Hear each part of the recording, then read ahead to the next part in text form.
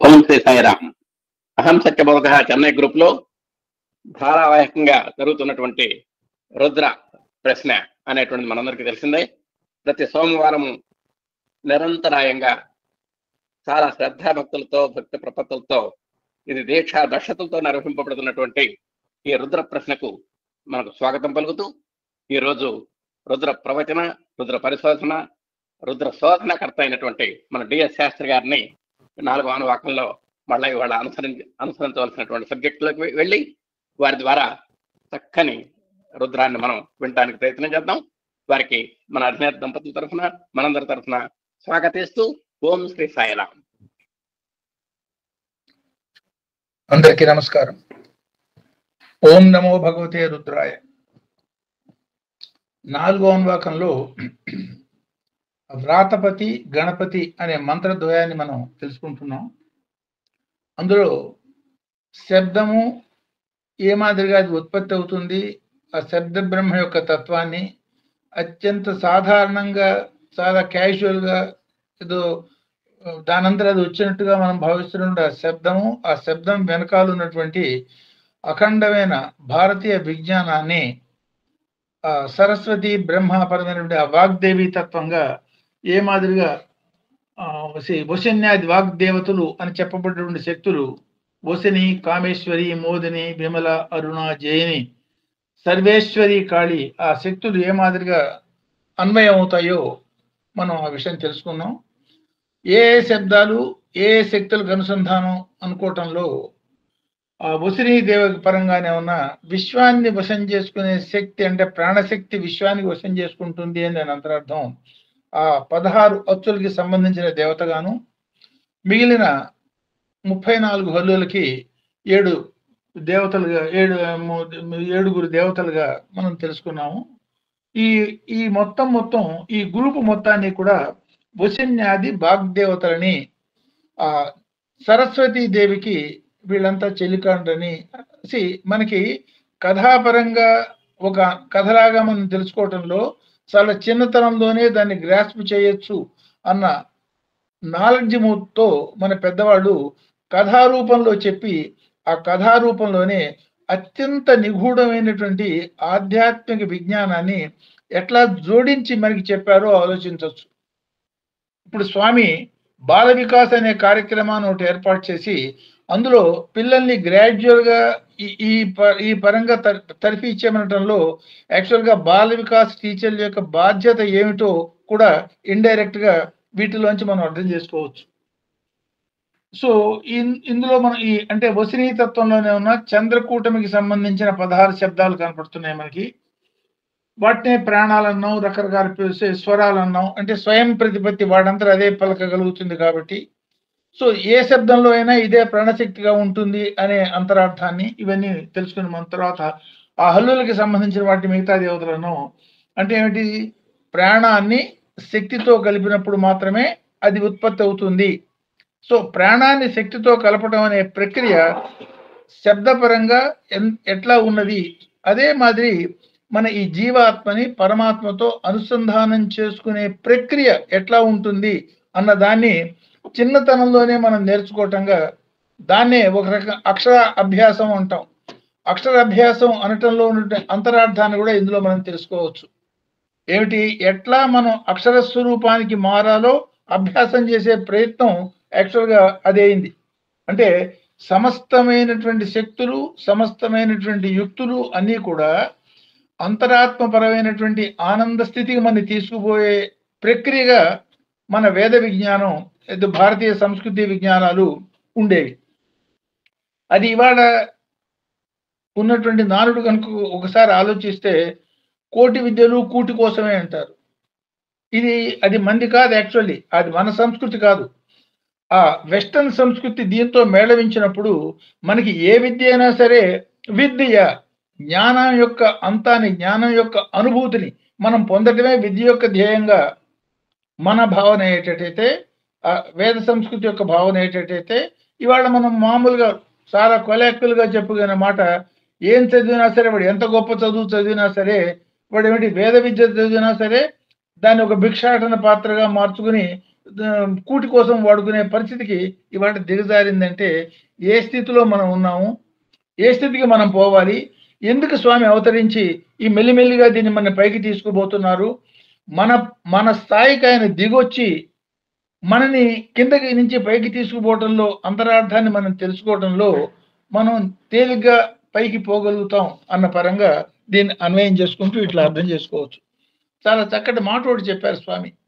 అఖండమైన వేద విజ్ఞానం ఏ స్థితికి వాళ్ళు వచ్చింది అంటే, ఆ వేదాన్ని ఆధారంగా చేసుకుని భిక్షాటన చేస్తున్నటువంటి బ్రాహ్మణ్యాన్ని వాళ్ళని చూసి స్వామి చెప్పిన మాట, రత్నాలు పొదిగిన బంగారు చెంబు తీసుకుని భిక్షాపాత్రగా దాన్ని వాడుకుంటున్నారు అన్నారు.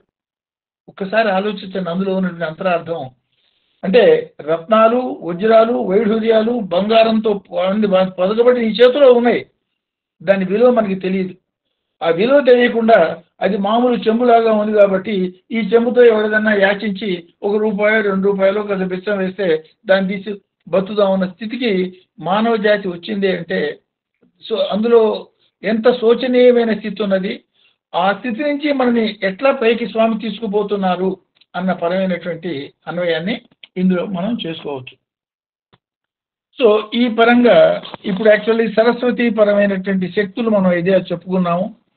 బ్రహ్మపరమైనటువంటి శక్తులు ఈ మొత్తం కూడా ఈ వాక్ శక్తులు ఇవన్నీ కూడా బ్రహ్మ గణాలు అంటారు. ఇందులో భగవంతుడి పరంగా మనం చెప్పుకున్నప్పుడు షోడశ కళా స్వరూప భగవాన్ అంటాం. భగవాన్ సత్యసాయి షోడశ కళా స్వరూపుడు అంటాం. ఇవాళ వీలు కనుక అయ్యేటట్టయితే గురు పూర్ణిమ నెక్స్ట్ డే కూడా కాబట్టి మంత్రం చివరిలోకి వచ్చేటట్టయితే ఆ భగవంతుడి యొక్క ఈ షోడశ కళలకి ఆ భగవంతుడికి ఉన్నటువంటి అవినాభావ సంబంధం భగవాన్ సత్యసాయిలో ఎట్లా మనకి ప్రత్యక్షంగా కనపడింది అనేది ఈ మంత్రం చివరి భాగంలో వస్తుంది. వీలు కనుక అయ్యేటట్టయితే స్పీడ్గా పోయేటట్టయితే పూర్తి అవుతుంది. అదర్వైజ్ ప్రాబ్లీ ఇంకో రోజు కావాల్సి వస్తుంది. చూద్దాం ఎట్లా అవకాశం ఉంటే అట్లా కంక్లూడ్ చేద్దాం. సార్ ఒక్క నిమిషం సార్.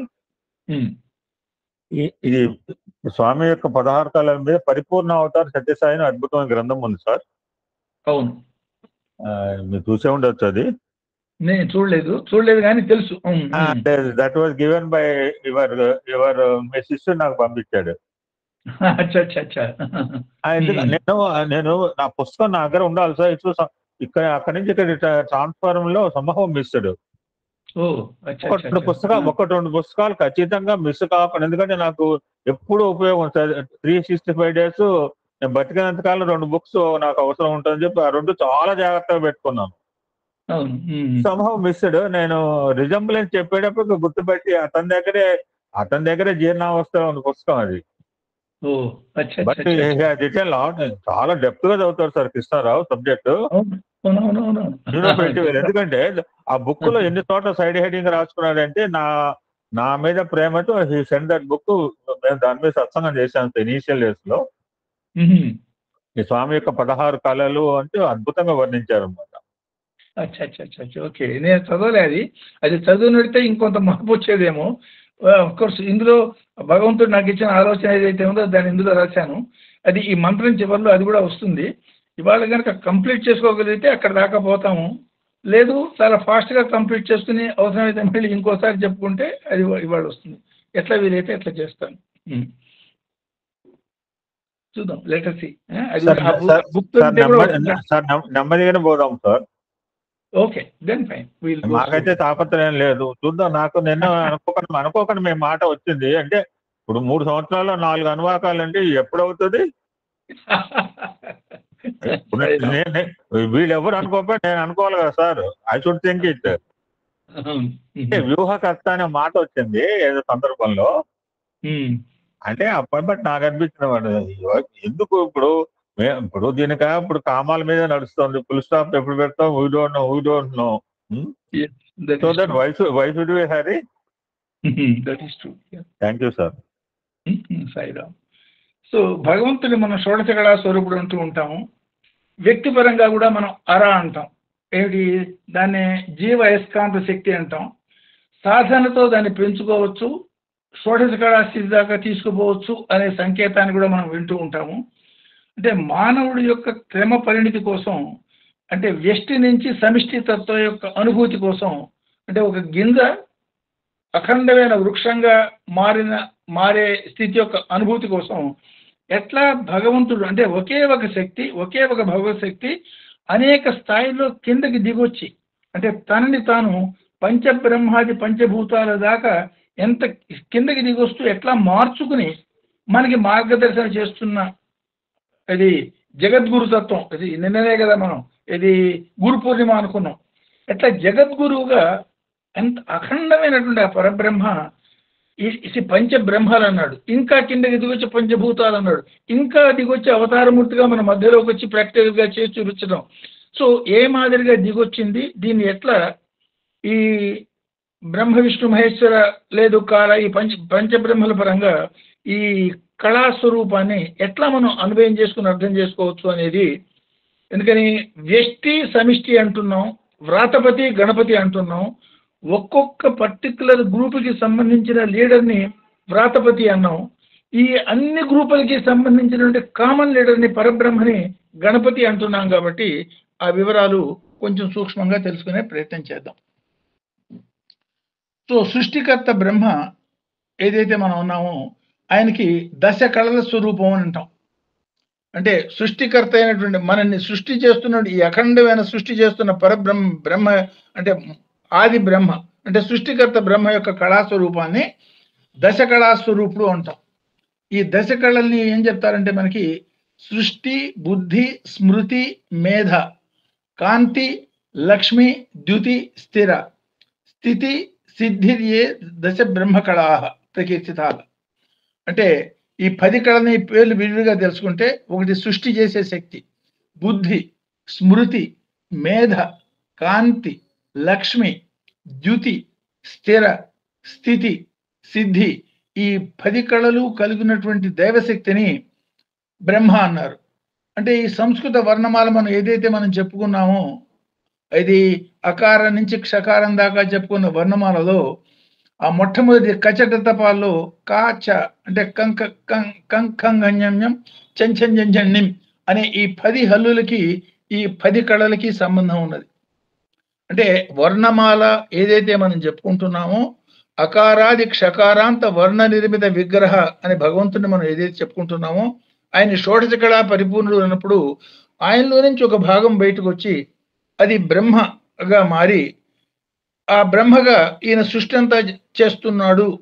ఒకే బ్రహ్మగా సృష్టి చేస్తాడు, విష్ణుమూర్తిగా వాడిని పెంచుతాడు, మహేశ్వరుడిగా వాడిని లయం చేస్తాడు, కాలస్వరూపుడిగా మళ్ళీ నెక్స్ట్ లెవెల్ అవకాశం పునర్జన్మగా అవకాశం ఇస్తాడు, మహాశూన్య స్వరూపంగా సదాశివ బ్రహ్మగా ఎట్లా మనని ఆ సంపూర్ణత్వానికి ఓంకార తత్వానికి తీసుకుపోతాడు. దానికోసం అహర్నిశలు స్వామి ఏమేం చేస్తున్నారు అనే పరంగా దీన్ని అన్వయం చేసుకున్నప్పుడు ఈ 10 హల్లులకి ఈ 10 కళలకి అవినాభావ సంబంధం మనం అర్థం చేసుకోవచ్చు. అట్లా సరస్వతి శక్తి పరంగా కూడా అంటే మన ఆలోచనలని మన ఆ మాట రూపంలో వ్యక్తం చేసేదానికి అనుసంధానక శక్తులుగా వీటిని మనం తీసుకోవచ్చు. అంటే సరస్వతీపరమైనటువంటి అన్వయాన్ని, బ్రహ్మపరమైనటువంటి అన్వయాన్ని వాక్శక్తులుగా మనం తీసుకున్నప్పుడు ఇప్పుడు విష్ణుపరమైనటువంటి అన్వయాన్ని అర్థం చేసుకుంది అంటే రెండో బ్రహ్మ యొక్క మనం అర్థం చేసుకునే దానికి ఈ వాక్ ఎక్కడి నుంచి వచ్చింది? ఆలోచనే కదా తర్వాత వాక్కుగా మారింది. వాక్కు అనేది కారణం, వాక్కు అనేది బ్రహ్మ సరస్వతి అయ్యేటట్టయితే ఈ వాక్కుకు ఆధారమైనటువంటి మనస్సుని విష్ణుమూర్తి యొక్క తత్వం అని అది విష్ణు కళలకి సంబంధించింది అన్నారు. అంటే వ్యష్టిగా ఒక వ్యక్తిలోనే ఉన్న వాక్స్ మనం కొత్త మాట మనం పుట్టించగలిగాము, ఆ మాట సృష్టించడంలో నువ్వు బ్రహ్మవి, కవి బ్రహ్మ అంటూ ఉంటారు. సో సృష్టి చేసేటప్పుడు ఒక వాక్కుని ఒక శబ్దాన్ని సృష్టి చేసే శక్తి మానవుడికి వ్యష్టిలో ఉన్నది. అదే అనంతమైన సృష్టి చేసే శక్తి బ్రహ్మకు ఉన్నది. అట్లా ఈ సృష్టికి ఈ వాక్కును సృష్టించేదానికి ఆధారమైన శక్తి మనస్సు, దానికి వ్యాపకత్వం, దాని స్వభావము. ఈ అనంతమైన సృష్టి బ్రహ్మ చేసిన సృష్టిని విస్తృతంగా పెంచే స్థితి విష్ణుమూర్తి యొక్క తత్వానికి, దాని వ్యాపక శక్తి, పోషక శక్తి, సంవర్ధక శక్తి అని ఏ శక్తి అయితే మనం చెప్తున్నామో ఈ రెండింటికి ఉన్నటువంటి అవినాభావ సంబంధాన్ని మనం చూడొచ్చు. అంటే వ్యష్టిగా మనం ఆలోచిస్తున్నప్పుడు మన శరీరంలో వాక్ శక్తి ఏదైతే ఉందో దాన్ని బ్రహ్మగాను, ఆలోచన శక్తి ఏది బుద్ధి శక్తి ఏదైతే ఉందో దాన్ని విష్ణుగాను అర్థం చేసుకోవాలి. ఇవి ఎందుకు మనం అన్వయం చేసుకుంటున్నాము? అల్టిమేట్ గోల్ ఏమిటి? ఒక గింజ మహావృక్షంగా మారాలి, ఒక సాధారణమైన వ్యక్తిగా ఉన్నటువంటి మానవుడు విశ్వ విరాట్ స్వరూపంగా మారాలన్నప్పుడు ఈ అవగాహన అవసరము అన్న పరంగా దీన్ని అర్థం చేసుకోవచ్చు. సో ఈ వాక్ సంబంధమైనటువంటి సమస్తమైన శక్తుల్ని, సరస్వతీ పరమైనటువంటి సమస్తమైన శక్తుల్ని వ్యష్టిలో బ్రహ్మగణాలు అన్నారు. ఇప్పుడు ఇప్పుడు యాక్చువల్గా ఆ భారతీయ శాస్త్రజ్ఞుల యొక్క ఆలోచన విధానం కానీ వాళ్ళ యొక్క అనుభూతులు కానీ ఆలోచిస్తే సాక్షాత్ భగవంతుడు వాళ్ళతో ఆ మాట చెప్పించారని మనం అనుకోవాల్సి వస్తుంది తప్ప అది వాళ్ళ సొంత శక్తి అని అనుకునే దానికి అవకాశం లేదు. సో అంటే ఈ రూపరహితమైనటువంటి సరస్వతీదేవికి ఆ వశన్యాది వాగ్దేవతలు వాళ్ళంతా కూడా చెలికెత్తలు అనే మాటని, ఈ సరస్వతిని అంటే సృష్టికి వాకుకు మనం పలకాలంటే వాకుకు ఆధారం నాలుక, ఈ స్వరపేటిగా. అందువల్ల ఏమన్నారు? బ్రహ్మ యొక్క నాలిక మీద సరస్వతీదేవి ఉంటుంది అన్నారు. అంటే బ్రహ్మ సరస్వతి ఆ శక్తుల పరంగా ఈ అవినాభావ సంబంధాన్ని బ్రహ్మ యొక్క భార్య సరస్వతి అంటారు. దీన్ని లౌకికవాదులు దాన్ని ఏ మాదిరిగా అన్వయం చేసుకునే పరిస్థితికి వచ్చిందంటే, సో వాడెవడో నగ్నంగా ఉన్న సరస్వతీదేవి బొమ్మను కూడా చిత్రించాడు అనే మాట మనం విన్నాం. అంటే ఏమన్నమాట? లౌకికంగా భార్యాభర్త సంబంధాన్ని కేవలం శారీరకంగా మాత్రమే ఆలోచించుకునే ఒక హీనమైన మానసిక స్థితిలో ఉన్నప్పుడు దాన్ని అవగాహన చేసుకోవడం కష్టం. అంటే బ్రహ్మ యొక్క శక్తి సరస్వతి, దానికి ఆధారం నాలుక కాబట్టి బ్రహ్మ నాలుక మీద సరస్వతీదేవి ఉంటుంది అనే మాట ఇండికేట్ చేశారు ఇక్కడ. సో దీన్నే విష్ణుమూర్తి పరంగా మనం ఆలోచించినప్పుడు అది వ్యాపక తత్వం అని, మనస్సుకి సంబంధించిందని, శరీరంలో వ్యాకోచం వ్యాపక భావం హృదయస్థానం, ఎందుకని ఈ ఊపిరితిత్తులు ఎక్స్పాన్షన్ ఇవన్నీ ఉండే స్థితి. అందువల్ల హృదయవాసి అంటే విష్ణుమూర్తి యొక్క హృదయంలో లక్ష్మీదేవి ఉంటుంది, ఆ హృదయ నివాసిని అనే మాట అట్లా వచ్చింది. ఇదే పరమేశ్వర తత్వం దగ్గరికి పోయేటప్పటికి, లేఖ దగ్గరికి వచ్చేటప్పటికి మనస్సుకు ఆధారం ఏమిటి? మనస్సు పనిచేయాలి, ఆలోచన కలగాలంటే అందులో ప్రాణం ఉండాలి. ప్రాణశక్తి ఎక్కడ ఉన్నదని ఎక్కడ లేదని మనం చెప్పగలుగుతాము? వెంట్రుక పెరుగుతోందంటే, వెంట్రుక కట్ చేస్తే నొప్పి లేకపోయినా అది పెరుగుతోందంటే, లేకపోతే గోరు పెరుగుతోందంటే దానిలో ప్రాణం ఉంటే కదా పెరిగేది. ఈ ప్రహ్లాదుడు విష్ణుమూర్తి హిరణ్యకశిపుడు చంపటం చూడండి, ప్రాణం ఉన్నదాంతో కానీ ప్రాణం లేని దాంతో కానీ చావకూడదంటే ఆయన గోడతో చంపేట. అంటే దాని ప్రాణం ఉన్నదనాలా లేదనాలే? సో ఈ ప్రాణం విశ్వం అంతా మొత్తం అంతా శరీరం అంతా వ్యాపించినది కాబట్టి శివుడి యొక్క శక్తినే ఉన్నారు అర్ధనారీశ్వర తత్వం అన్నారు. అంటే ఆ మేళవించిన విధానం అంటే అంతర్గతమైన అన్వయం చూస్తే బ్రహ్మపరంగానే ఉన్న నాలుక మీద శక్తి అన్నారు. విష్ణుమూర్తి దగ్గరకు వచ్చేటప్పటికి హృదయంలో ఉన్నటువంటి లక్ష్మీదేవి అన్నారు. శివుడి దగ్గరకు వచ్చేటప్పటికి అర్ధనారీశ్వర తత్వం అన్నారు.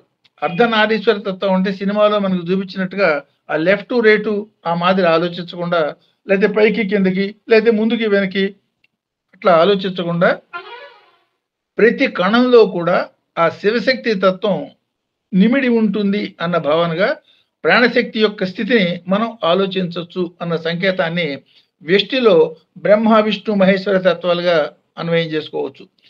సమిష్టిలో వీళ్ళని ఎట్లా అన్వయం చేసుకోవాలి దీని తర్వాత మనం తెలుసుకుంటాం. సో అంటే మాటకు ఆధారం మనస్సు అనేది మన శరీరంలో విష్ణుమూర్తి యొక్క తత్వం. ఆ మనస్సుకి సంబంధించిన సమస్తమైన శక్తులు కూడా విష్ణుపరమైనటువంటివి, అది అర్థం చేసుకోండి అన్న పరంగా అన్వయం అవుతుంది. సో ఈ మూడు తర్వాత కాలస్వరూపుడు కాలబ్రహ్మ అంటున్నాం. ఈ కాలబ్రహ్మ ఏమవుతుంది? సృష్టిలో అంటే సమిష్టిలో మనం ఆలోచించినప్పుడు ఈ మొత్తాన్ని లయం చేసే లింగతత్వం అన్నాం. ఇప్పుడు మనం పాట పాడుతూ కూడా ఏమిటా లింగతత్వము? అన్నిటికీ ఆధారం ఈ రూపము నామము కనుక పోయేటట్టయితే దాని యొక్క స్థితిని లింగం అన్నారు.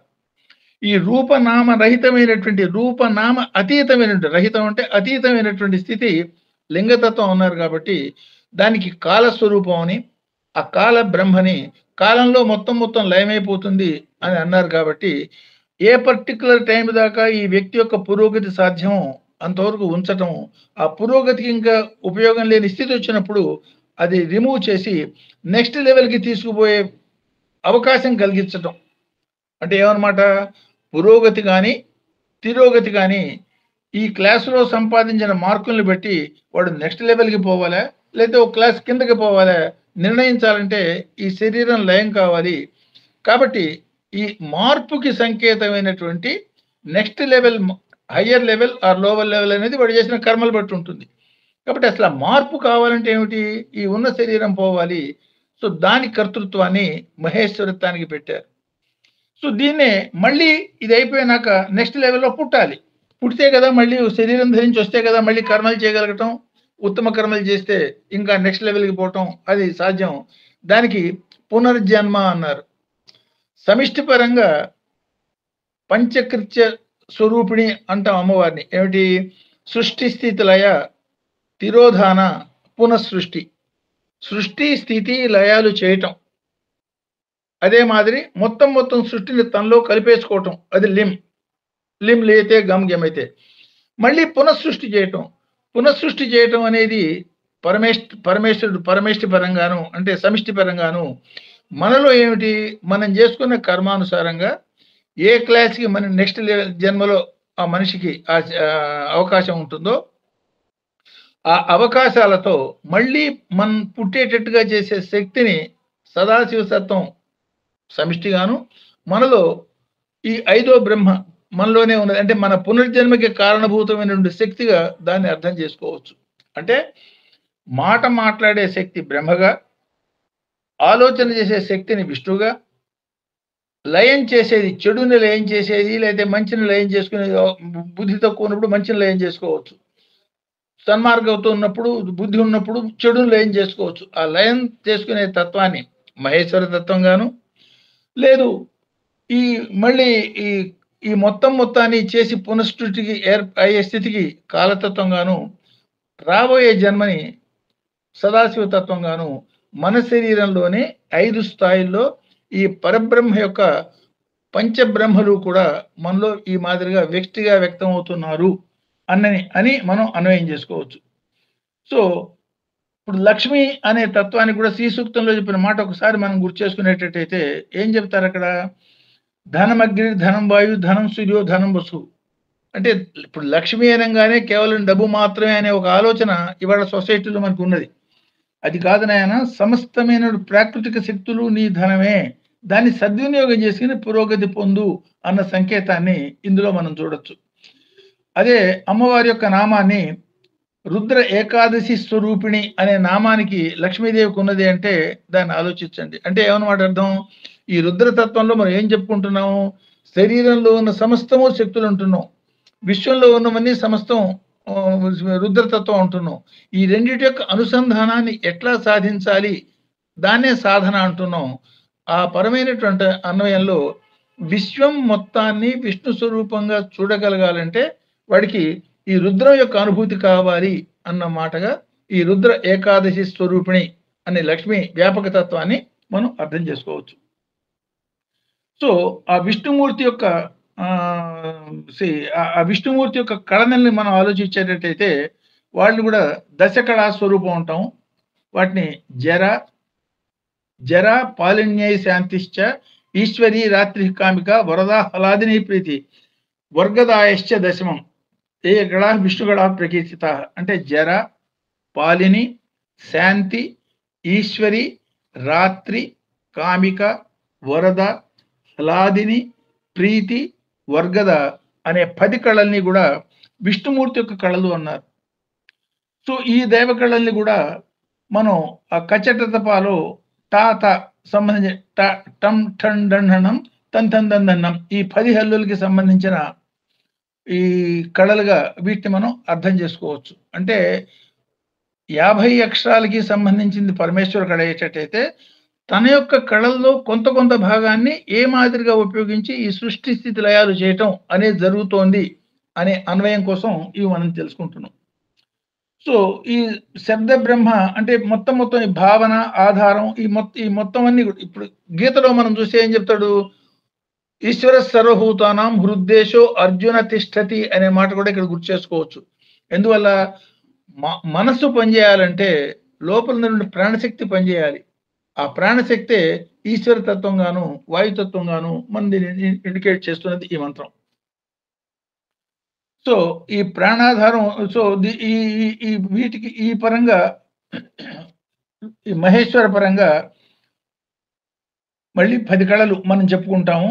ఈ 10 మహేశ్వర కళల్ని కూడా తీక్షణ, రౌద్ర, భయ, నిద్ర, తంత్ర, క్షుధ, క్రోధిని, క్రియ, ఉద్గార్య, మృత్యు, ఈ 10 కళల్ని కూడా మూడో బ్రహ్మ అయినటువంటి మహేశ్వర కళలుగా ఈ సంస్కృత వర్ణమాల్లో పవర్గు ఎవర్గు అంటే పంపంబమ్మం ఎం రం లంబం శంషం. సో ఈ 10 అక్షరాలు ఈ కళలకి సంబంధించినవని దీన్ని మనం తెలుసుకుంటాం.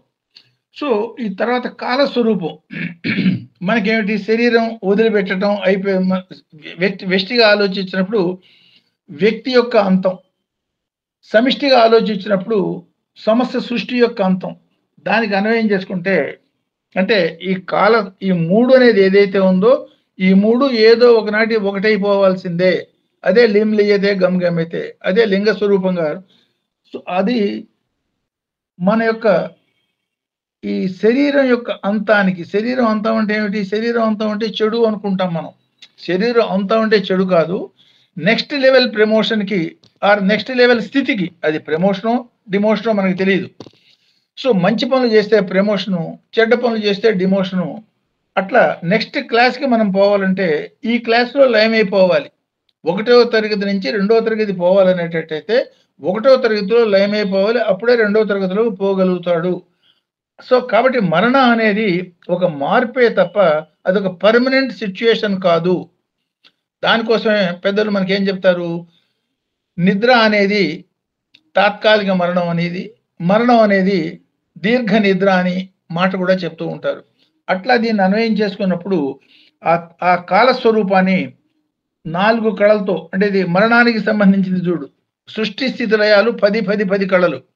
ఈ మరణానికి సంబంధించిన దీనిలో 4 కళలతో ఉన్నటువంటి ఆ తత్వాన్ని, ఆ 4 కళల్ని పేర్లని పీత, శ్వేత, అరుణ, అసిత అనే 4 కళలు కలిగి ఉంటుందని, సో ఇది నెక్స్ట్ లెవెల్ మార్పుకి కారణభూతం అవుతుందని, వ్యక్తిలోనే ఉన్న ఆ వ్యక్తి యొక్క మరణం లేదు ఆ జీవి యొక్క మరణం, సమిష్టిగానే ఉన్న విశ్వం మొత్తం లయం కావటం, ఆ పరంగా ఇది అన్వయం అవుతుంది.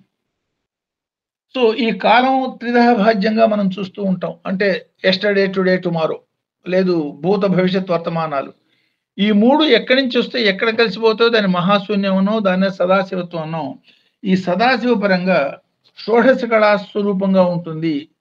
అంటే సమిష్టి పరంగా ఆలోచించినప్పుడు పునఃసృష్టి కారకమైనటువంటి దేవశక్తి, వ్యక్తిపరంగా ఆలోచించినప్పుడు పునర్జన్మకి కారణభూతమైనటువంటి దేవశక్తి. మళ్ళీ 2వ జన్మంటూ నెక్స్ట్ జన్మంటూ ఉంటే కదా ఈ కర్మల యొక్క ప్రక్షాళన చేసుకోగలిగేది. ఈ జన్మలోనే కర్మలన్నీ ప్రక్షాళన అయిపోయింది. యోగాగ్ని దగ్ధ కర్ములు, వాడికి ఇంక కర్మే లేదు, వాడు జీవన్ముక్తుడుగా భగవంతుడు ఐక్యమైపోయే స్థితి కలుగుతుంది. లేదు, అవకాశం ఉంటే మళ్ళీ నెక్స్ట్ జన్మ వాడికి కావాలి. ఆ నెక్స్ట్ జన్మకి కారకభూతమైనటువంటి తత్వాన్ని సమిష్టిగా సదాశివ తత్వం అంటారు, మనకి పునర్జన్మ అంటాం. అందులో షోడశ కళలు మనకు కనపడతాయి. సో ఆ షోడశ కళల్ని 16 కళల్ని నివృత్తి, ప్రతిష్ట, విద్య, శాంతి, ఇంధిక, దీపిక, రోచిక, మోచిక, పర, సూక్ష్మ, సూక్ష్మామృత, జ్ఞాన, జ్ఞానామృత, ఆప్యాయని, వ్యాపిని, వ్యోమరూప అంటే విశ్వవ్యాపకమైనటువంటి తత్వం. ఇది సదాశివ బ్రహ్మ యొక్క 16 కళలు అని. ఈ 16 కళలకి ఆధారం ఏమిటయ్యా అంటే ప్రాణశక్తులైన 16 ఏదైతే అక్షులుగా చెప్పుకున్నామో, స్వయం ప్రతిపత్తి ఉన్నది ఏదైతే చెప్పుకున్నామో, ప్రాణాలు అని దేన్నైతే చెప్పుకున్నామో, ఆ నుంచి అహా దాకా ఉన్న ఈ 16 అక్షరాలు కూడా ఈ కళలకి కారణం అవుతాయట.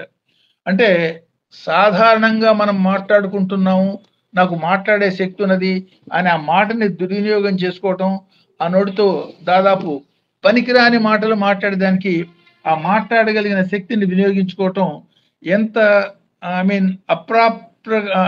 మీన్ ఎంత అప్రాచ్యంగా, అంటే ఎంత వినాశపరంగా ఆ శక్తిని వినియోగించుకుంటున్నామో ఆలోచించవచ్చు.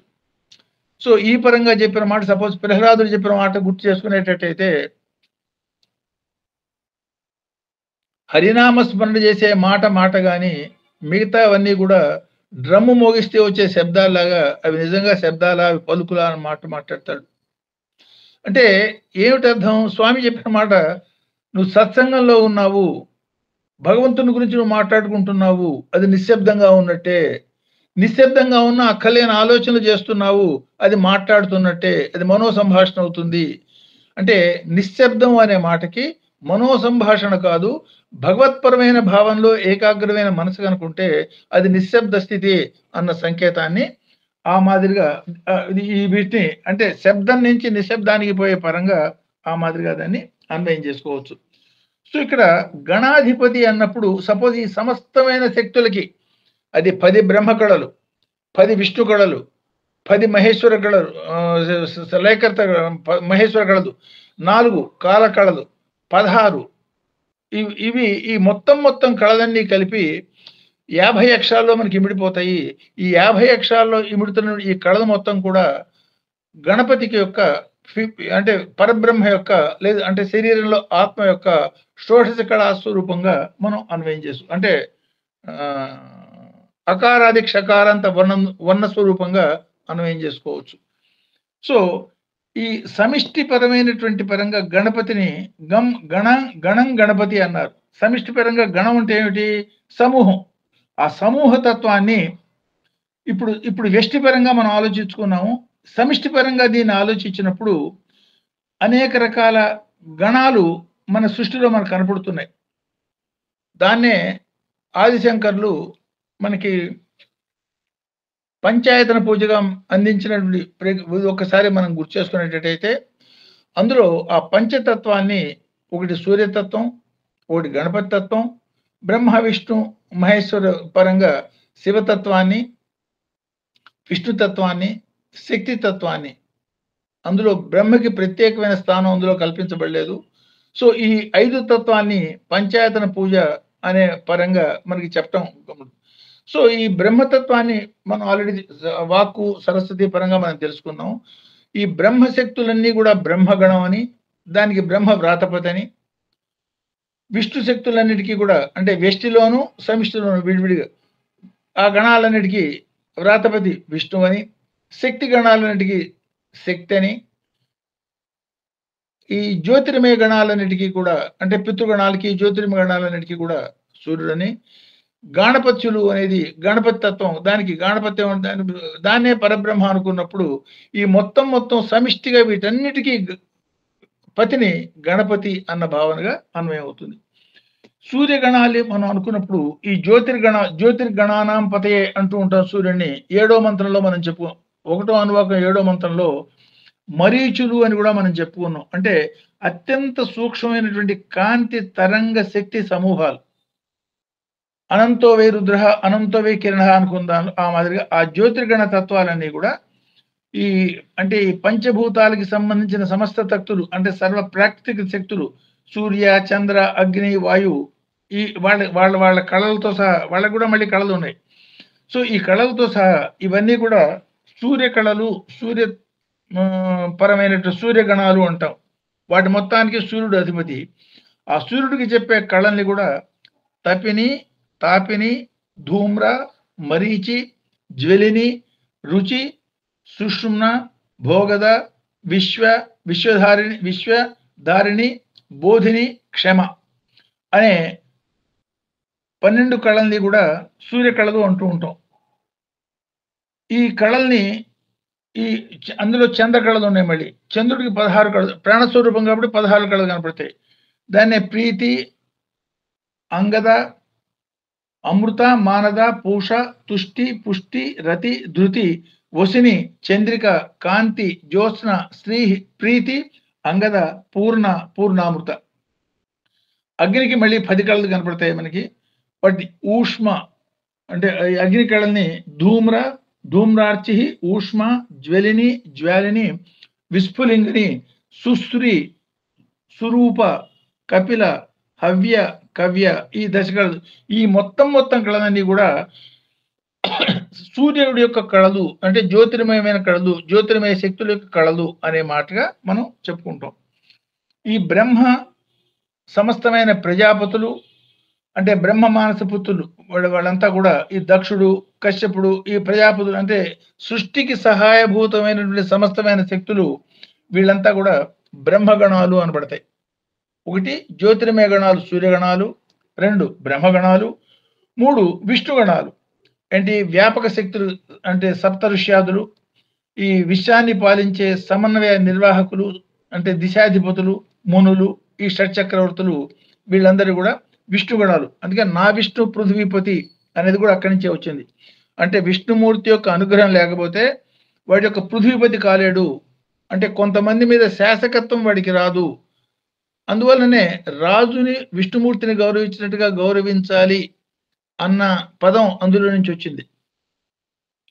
సో ఈ శివ గణాలకు వచ్చేటప్పటికి అంటే ఇక్కడ 3 ఒకటైపోతే మహేశ్వర, శివ అన్ని ఒకటి. శివగణాలకు వచ్చేటప్పటికి వాటినే రుద్రగణాలు. అనంతో వై రుద్రగా చెప్పినా కూడా వ్యక్తిగతంగా చెప్పే గణాల్ని సూర్యుడు అంటే శివ చక్రంలో చుట్టూతో ఉన్నటువంటి 274 పేర్లతో మనం రుద్రుని చెప్పుకుంటున్నాం. అంటే నమ్మకంలో చెప్పిన మంత్రాల్లో ఒక్కొక్క మంత్రంలో చెప్తూ ఉంటాను. ఇందులో 3 రుద్రులు ఉన్నారు, ఇందులో 2 రుద్రులే ఉన్నారు. ఇప్పుడు వ్రాతపతి అనే ఒక రుద్రుడు, గణపతి అని ఇంకో రుద్రుడు. సో ఆ గణాలన్నీ కూడా రుద్రగణాల కిందకు వస్తాయి. అట్లాగే ఈ ప్రమద గణాలు నంది, భృంగి, గణపతి, స్కంద వీళ్ళంతా కూడా రుద్రగణాల కిందకు వస్తాయి. ఈ అన్ని కలిపి వాటిని రుద్రగణాలు లేకపోతే శివగణాలు అంటారు. ఈ శక్తి గణాల దగ్గరికి వచ్చేటప్పటికి ఉగణం అనే ఏదైతే పేరుతో మనం చెప్పుకున్నామో ఉమా, గౌరీ, చండి, ఈ సమస్తమైన సప్తమాతరులు, నవదుర్గలు ఈ శక్తులన్నీ కూడా శక్తి గణం అనే చట్టం కిందకు వస్తుంది. ఈ 5 రకాల వ్రాతపతులకి కూడా అంటే సూర్యగణాలు, బ్రహ్మ, విష్ణు, మహేశ్వర గణాలు, శక్తి గణాలు ఈ అన్నిటికీ సమిష్టిగా ఉన్నటువంటి తత్వాన్ని ఆ పరబ్రహ్మే గణపతి అన్న పరమైనటువంటి అన్వయం సమిష్టిగా అవుతుంది.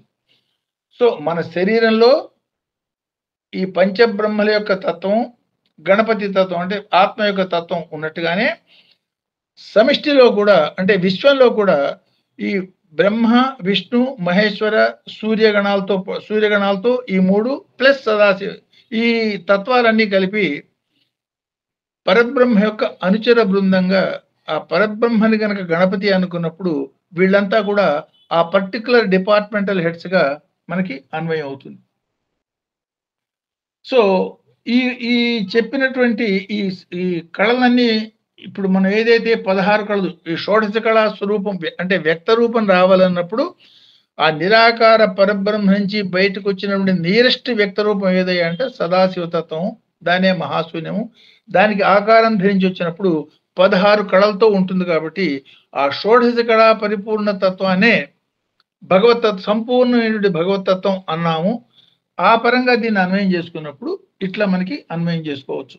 అంటే గణపతి అధర్వ శీర్షంలో మనం ఒకసారి చూసినప్పుడు ఆ నిరాకార పరబ్రహ్మ యొక్క సందర్భానుసారంగా జగత్ కళ్యాణానికి సాకారిగా ఒక రూపాన్ని ధరించి మన మధ్యలోకి వచ్చినప్పుడు ఆయన తీసుకునే 16 కళలు షోడశ కళా పూర్ణమైనటువంటి భగవతత్వంగా మనం వ్యక్తం చేస్తాం. అంటే వాళ్ళు ఎక్కడి నుంచి వచ్చారనమాట, నియరెస్ట్ ఫారం ఓంకార తత్వం అనుకోవచ్చు శబ్దపరంగా, లేదు పంచబ్రహ్మల పరంగా సదాశివ బ్రహ్మ అవతారం ధరించి మనం మధ్యలోకి వచ్చిన స్థితి అనుకోవచ్చు. అది కనుక అయ్యేటట్టయితే ఈ 16 కళలు ఎట్లా మనకు అన్వయం అవుతాయి? అందులో 16 కళలు చెప్పుకున్నాం మనం సదాశివ బ్రహ్మకి.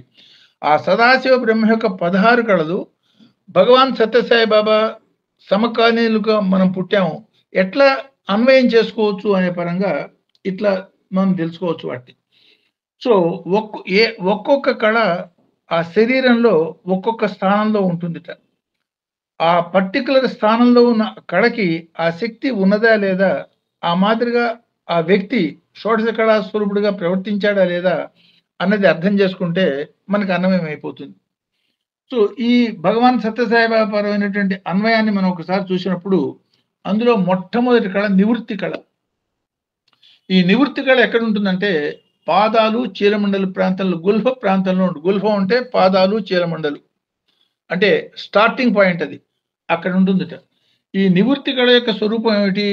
దాన్ని మోహన రూప కళ అంటారు. దాన్ని అంటే ఈ నివృత్తి అనే కళ యొక్క వ్యక్త రూపం ఏమిటి అంటే దాన్ని మోహన రూప కళ. మోహనం అంటే ఏమిటి? విశ్వాన్ని మోహింపజేసే శక్తి. అంటే విశ్వం మొత్తాన్ని దాని చెప్పు చేతలు ఆయన ఏం సంకల్పం చేస్తే అదే ఆ సంపూర్ణమైనటువంటి ఆ తత్వాన్ని మోహన రూప కళ అన్నారు. సో ఈ మోహన రూప కళ అంటే విశ్వం మొత్తాన్ని శాసించే విధానంగా, మోహింపజేసే విధానంగా ఆ కళ ఉంటుంది అనుకున్నప్పుడు భగవాన్ సత్యసాయిబాబా జీవితంలో మనం చూసేటట్టయితే ఎంతో మంది స్వామిని విమర్శించి తీసిపారేద్దాం అనుకుని వచ్చిన వాళ్ళంతా కూడా ఆయనకి పాద నమస్కారం చేసుకుని ఆ మోహన కళకి వశీకృతులై పాదదాసులు కావటం అనేది మనందరి యొక్క నిత్యానుభవం. ఎంతో మంది పేర్లు ఫలానా అని చెప్పుకోవడం అవసరం. కరంజియా ఎక్స్ వైజెడ్, లేదు మహామేధావి కావచ్చు, లేదు మహాజ్ఞాని కావచ్చు, లేదు మహాధనవంతుడు కావచ్చు, లేదా గొప్ప అధికారి కావచ్చు. వీళ్ళంతా వచ్చి వాళ్ళు వచ్చేటప్పుడు ఏమన్నా ఏదో చేద్దాం అనుకుని వచ్చి వశీకృతులై పాదాక్రాంతం కావడానికి కారణం ఏమిటంటే ఆ నివృత్తి అనే కళ మోహన రూప కళగా పాదాలని ఆశ్రయించి ఉంటుంది. కాబట్టి ఆ పాదాన్ని ఆశ్రయించడం తప్ప ఇంకొక మార్గం లేని స్థితి ఏర్పడుతుంది. ఆ స్వామిలో అది చూశాం కాబట్టి ఆయనలో ఆ మోహన రూప కళ పాదాల్లో ఉన్నది. ఆ పాద దర్శనం కోసమే దేవతలు సహా ఋషులు ఎంతో మంది చుట్టూతో గుమికూడి ఉంటారు. కాబట్టి మీరు పాద నమస్కారం తీసుకుని జాగ్రత్త, సరైన పర్మిషన్ తీసుకుని చేయండి. సార్ నిన్న చాలా మంది నాకు రకరకాలు పెట్టారు, కానీ మీరు పెట్టిన మెసేజ్ ఫ్యాంటాస్టిక్ మెసేజ్. 2 పాదాలు ఎప్పుడు ఆశ్రయించు, ఇప్పుడు కాదు. లేదు, ఎంతో మంది రకాలు పెట్టారు సార్, పెడతారు. ఎందుకంటే కాపీ అండ్ పేస్ట్ టైప్ మనం సొంతంగా మీ మెసేజ్ ని ఇక్కడ కాదు, అమెరికా వాళ్ళు కూడా స్పందించారు. వీళ్ళకి తెలియదు, వీళ్ళకి తెలియదు, నాకు తెలుస్తుంది. లేదు సార్, ఎందుకంటే ప్రూపూర్ణంగా ఎన్నో పెట్టారు సార్, రకరకాల కొటేషన్లు పెట్టారు. నాకైతే 100 డిలీట్ చేయడానికి కంట పట్టింది రాత్రి. అందులో ద బెస్ట్ వన్ మీరు పెట్టింది సార్, లోటస్ ఫీట్ పెట్టి ఎప్పుడు ఆశ్రయించాలి, ఈ పూటనా సాయంత్రమా, సర్వత్రా సర్వకాలేషు. అంటే గురుచరణం సదాపదో సాయి స్మరణ కరో. మిగతా అన్ని ఆయనే చూసుకుంటాడు. అద్భుతం అనుకోండి, అద్భుతమైంది సార్ మీ మెసేజ్ అయితే, ఫ్యాంటాస్టిక్ అన్న. సాయిరామ్. సో ఆ మోహన రూప కళ ఆ పాదాలను ఆశ్రయించి ఉంటుంది. కాబట్టి ఆ పాదాల కన్నా మించింది ఏముంటుంది చెప్పండి? విశ్వం మొత్తాన్ని మోహింపజేసే లక్షణం ఆ పాదాల్లో ఉంటుంది. ఇప్పుడు అంటే దీనికి ఈ ఒక్కటే చెప్పుకుంటే కూడా ఒక రోజు చెప్పుకోవచ్చు.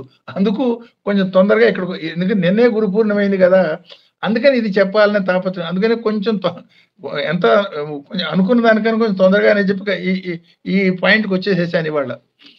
అంటే ఇది ఆల్మోస్ట్ చివరిలో, ఈ మంత్రం చివరిలో వచ్చింది. ఇది గురు పూర్ణిమైన ఇమ్మీడియట్ గా అనుకోకుండా వచ్చింది, మనం చేసింది కాదు ఇది. అందుకని ఇవాళ చెప్దామనే ఉద్దేశంతో కొంచెం ఫాస్ట్ గా పట్టుకొచ్చాను. చూద్దాం, అవసరమైతే we'll repeat once again. So ఈ దీనికే ఫర్ ఎగ్జాంపుల్, లౌకికమైన ఎగ్జాంపుల్ మనం చెప్పాలనుకున్నా కూడా, గోకక్ ఉండేవాడు పాత రోజుల్లో వైస్ ఛాన్సలర్ గా. ఆయనకి హస్త సాముద్రికంలో చాలా ప్రసిద్ధుడు, చాలా నిర్మోహమాటంగా కూడా చెప్పేవాడు. ఎవరికో చేయి చూస్తున్నాడు ఆయన. స్వామి ప్రత్యేకంగా పోయి నా చేయి చూసి నాకు కూడా చెప్పు అన్నారు.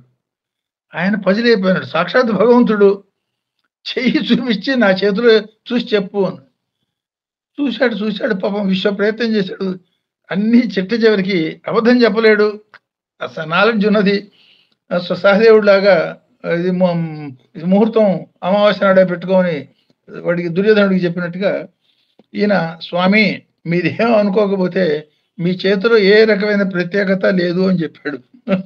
చూడండి, మీ చేతిలో ఏ రకమైన మీ చేతి గీతల్లో ఏ రకమైన ప్రత్యేకత లేదని చెప్తే అప్పుడు స్వామి అనుగ్రహంతో ఆయన మీద చేతి గీతల్లో ఏమున్నది, నా పాదాల్లో చూడని పాదం చూపిస్తే ఆశ్చర్యపోతాడు. ఈ శంకుచక్ర ఇవన్నీ ఉంటాయి. అంటే ఆయనకు అనుగ్రహం కలిగించదలుకుని ఇవన్నీ క్రియేట్ చేసి ఆ పాద దర్శనం చేయించారు. సో విశ్వాన్ని మోహింపజేసే మోహన రూపకళ ఉంటుంది కాబట్టి బ్రహ్మ విష్ణు మహేశ్వరులు సైతం ఆ పాదాలను ఎప్పుడెప్పుడు దర్శించుకుందామా అని తాపత్రయంతో ఉంటారు. మీ ఇన్సిడెంట్ చెప్పరా సార్? రికలెక్ట్ చేయరా? మళ్ళా రాదు, అవకాశం రాదు, మళ్ళా రాదు. ఇప్పుడు మీరు అన్నారు గోకాకు చూపి, నేను క్రియేట్ చేసింది కాదు, మీరు అన్నారు పాదచక్ర శంకు చక్రాలు అనేప్పుడు జస్ట్ రికలెక్ట్. కొంతమంది ఈ మధ్యలో జాయిన్ అయి ఉంటారు. ఏ శాస్త్రి గారు అంటే ఏముందిలే అనుకుంటారు, వాళ్ళకి తెలియాలన్నమాట. అయ్యో సాయిరాం, నిజం ఏముంది అంతే కదా, ఏముంది మనంతా ఏముంది ఉన్నది ఆయన ఒకటే, ఆయన సున్నాలు మనం. ఈ పరంగా యాక్చువల్లీ ఈ పరంగానే నాకు ఎప్పుడు ఆ గోక కథ చదివినప్పుడు బట్టి నాకు ఎప్పుడు సందేహం ఉండేది, ఎట్లా ఒక మనిషికి శంఖ చక్రాలు పద్మం ఇవి ఎట్లా పాదంలో ఉంటాయి?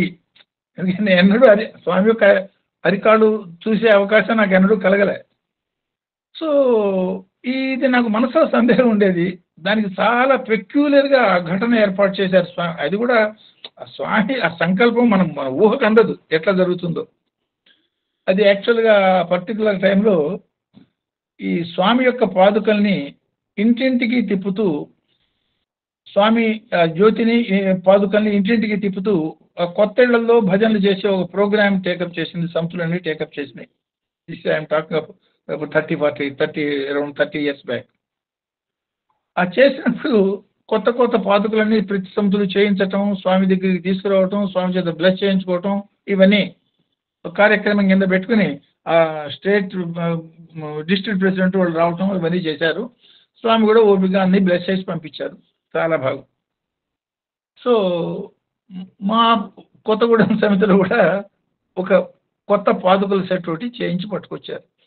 సమితి చేయించింది, వెండితో చేయించి ఆ పాదుకలు పట్టుకొచ్చినాక ఈ పాదుకల్ని సహజంగా అక్కడ ప్రతిరోజు స్వామి యొక్క దర్శనం అనుగ్రహం కలుగుతున్న ప్లేస్ ఒకటి ఉండేది, రామదాస్ అని వాళ్ళ ఇంట్లో. Both wife and husband are no more now. So ఈ పాదుకల్ని అక్కడ పెట్టాం.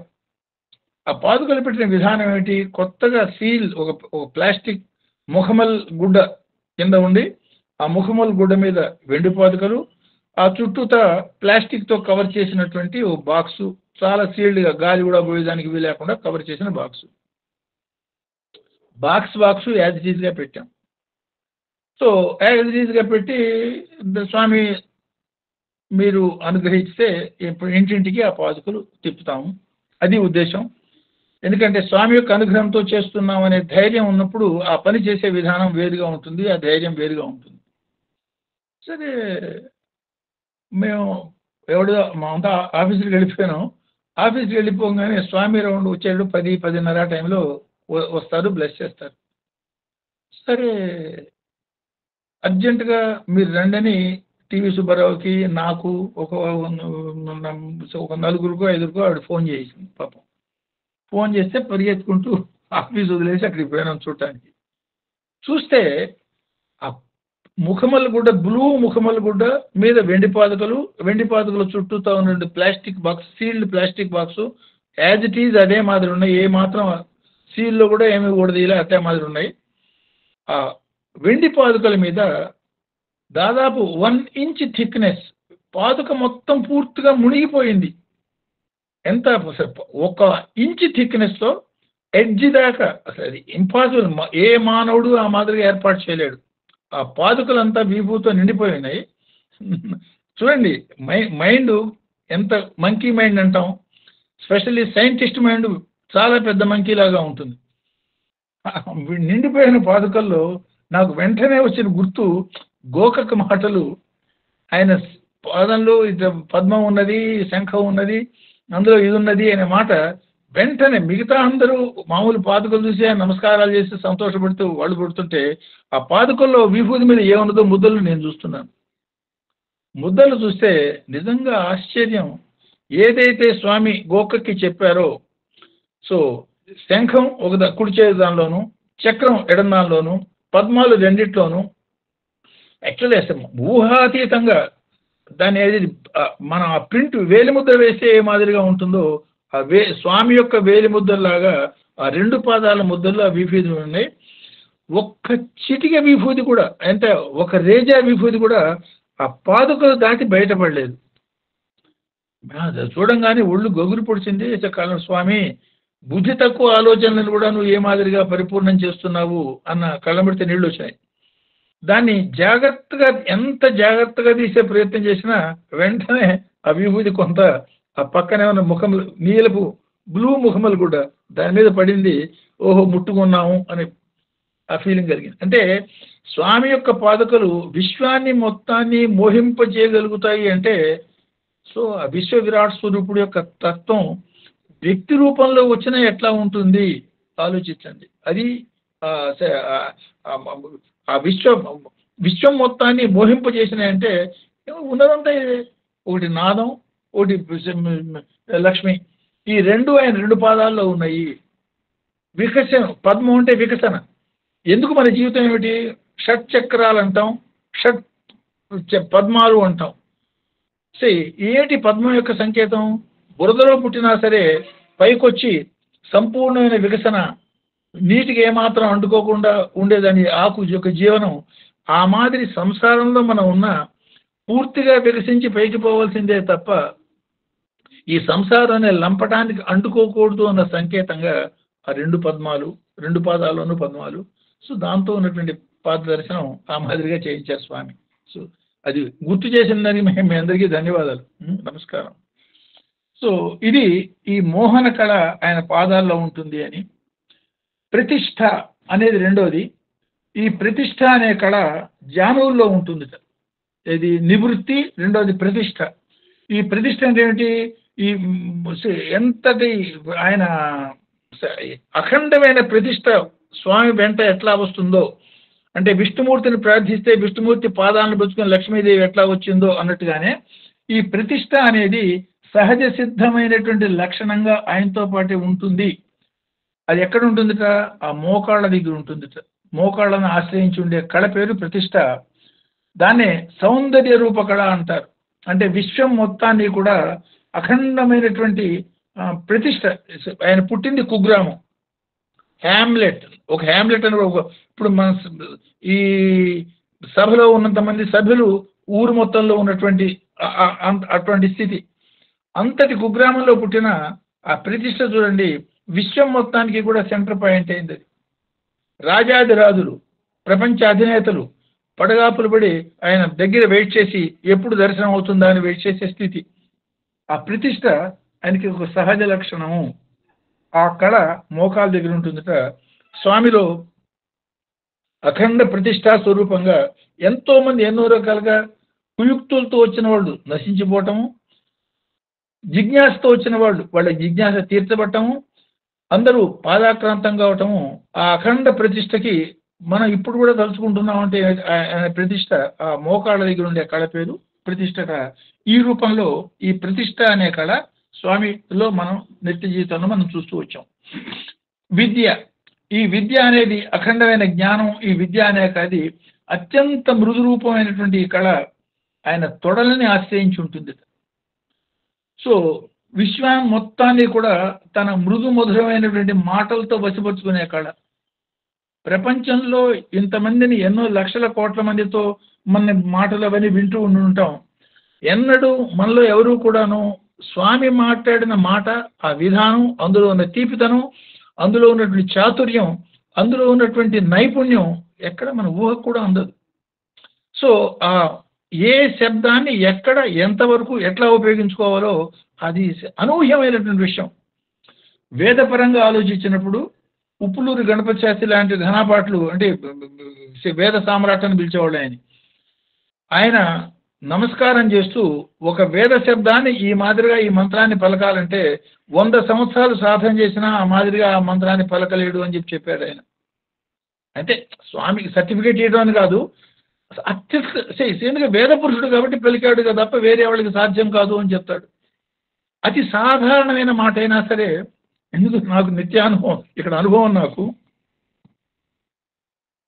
ఒక పర్టికులర్ టైంలో పేరు చెప్తే బాగుంటుంది, పేరు చెప్పడం లేదు నేను. స్వామి రిటైర్ అయిన సందర్భంలో, వాళ్ళు విదేశీ వెళ్ళిపోతున్న సందర్భంలో వాళ్ళకి ప్రజెంటేషన్స్ అవి ఇచ్చి వాళ్ళని గురించి స్వామి స్వయంగా చెప్పారు. ఏం చెప్తారు ఈయన గురించి, చెప్పేదానికి ఒక మంచి మాట కూడా లేదు కదా, ఏం చెప్తారు అని ఆలోచించాను. అనుకున్నా నేను మనసులో, టు బి ఫ్రాంక్, ఎవరితో అనలేదు. అరగంట సేపు చెప్పారు, ఒక్క అబద్ధం చెప్పలేదు. నేను నా మనసులో భావం ఏదుందో ఎగ్జాక్ట్గా అదే చెప్పారు.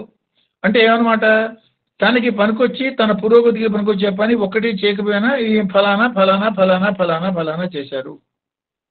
స్వామి ఇట్లా మాట్లాడటం కూడా సాధ్యమా అనిపించింది నాకు. అంటే అసలు ఆ మాట నవ్వులాట కూడా కొంచెం కూడా పరుషమైంది కానీ, లేకపోతే వినటానికి కూడని మాట కానీ ఆ నోటం పెడితే మాట మాట్లాడకుండా ఎవరి గురించైనా చెప్పగలగటం. సో అది అనితర సాధ్యం. అది స్వామిలో స్వయంగా నేను చూశాను.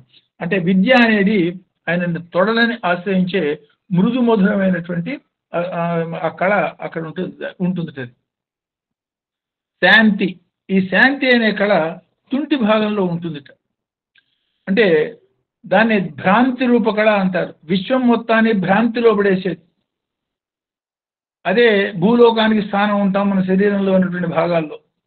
విశ్వం మొత్తాన్ని అప్పటిదాకా భగవంతుడు అనుకున్నా అది జస్ట్ కొంచెం కనుమరుగ్గానే మళ్ళీ మనం భ్రాంతిలో పడిపోతాం.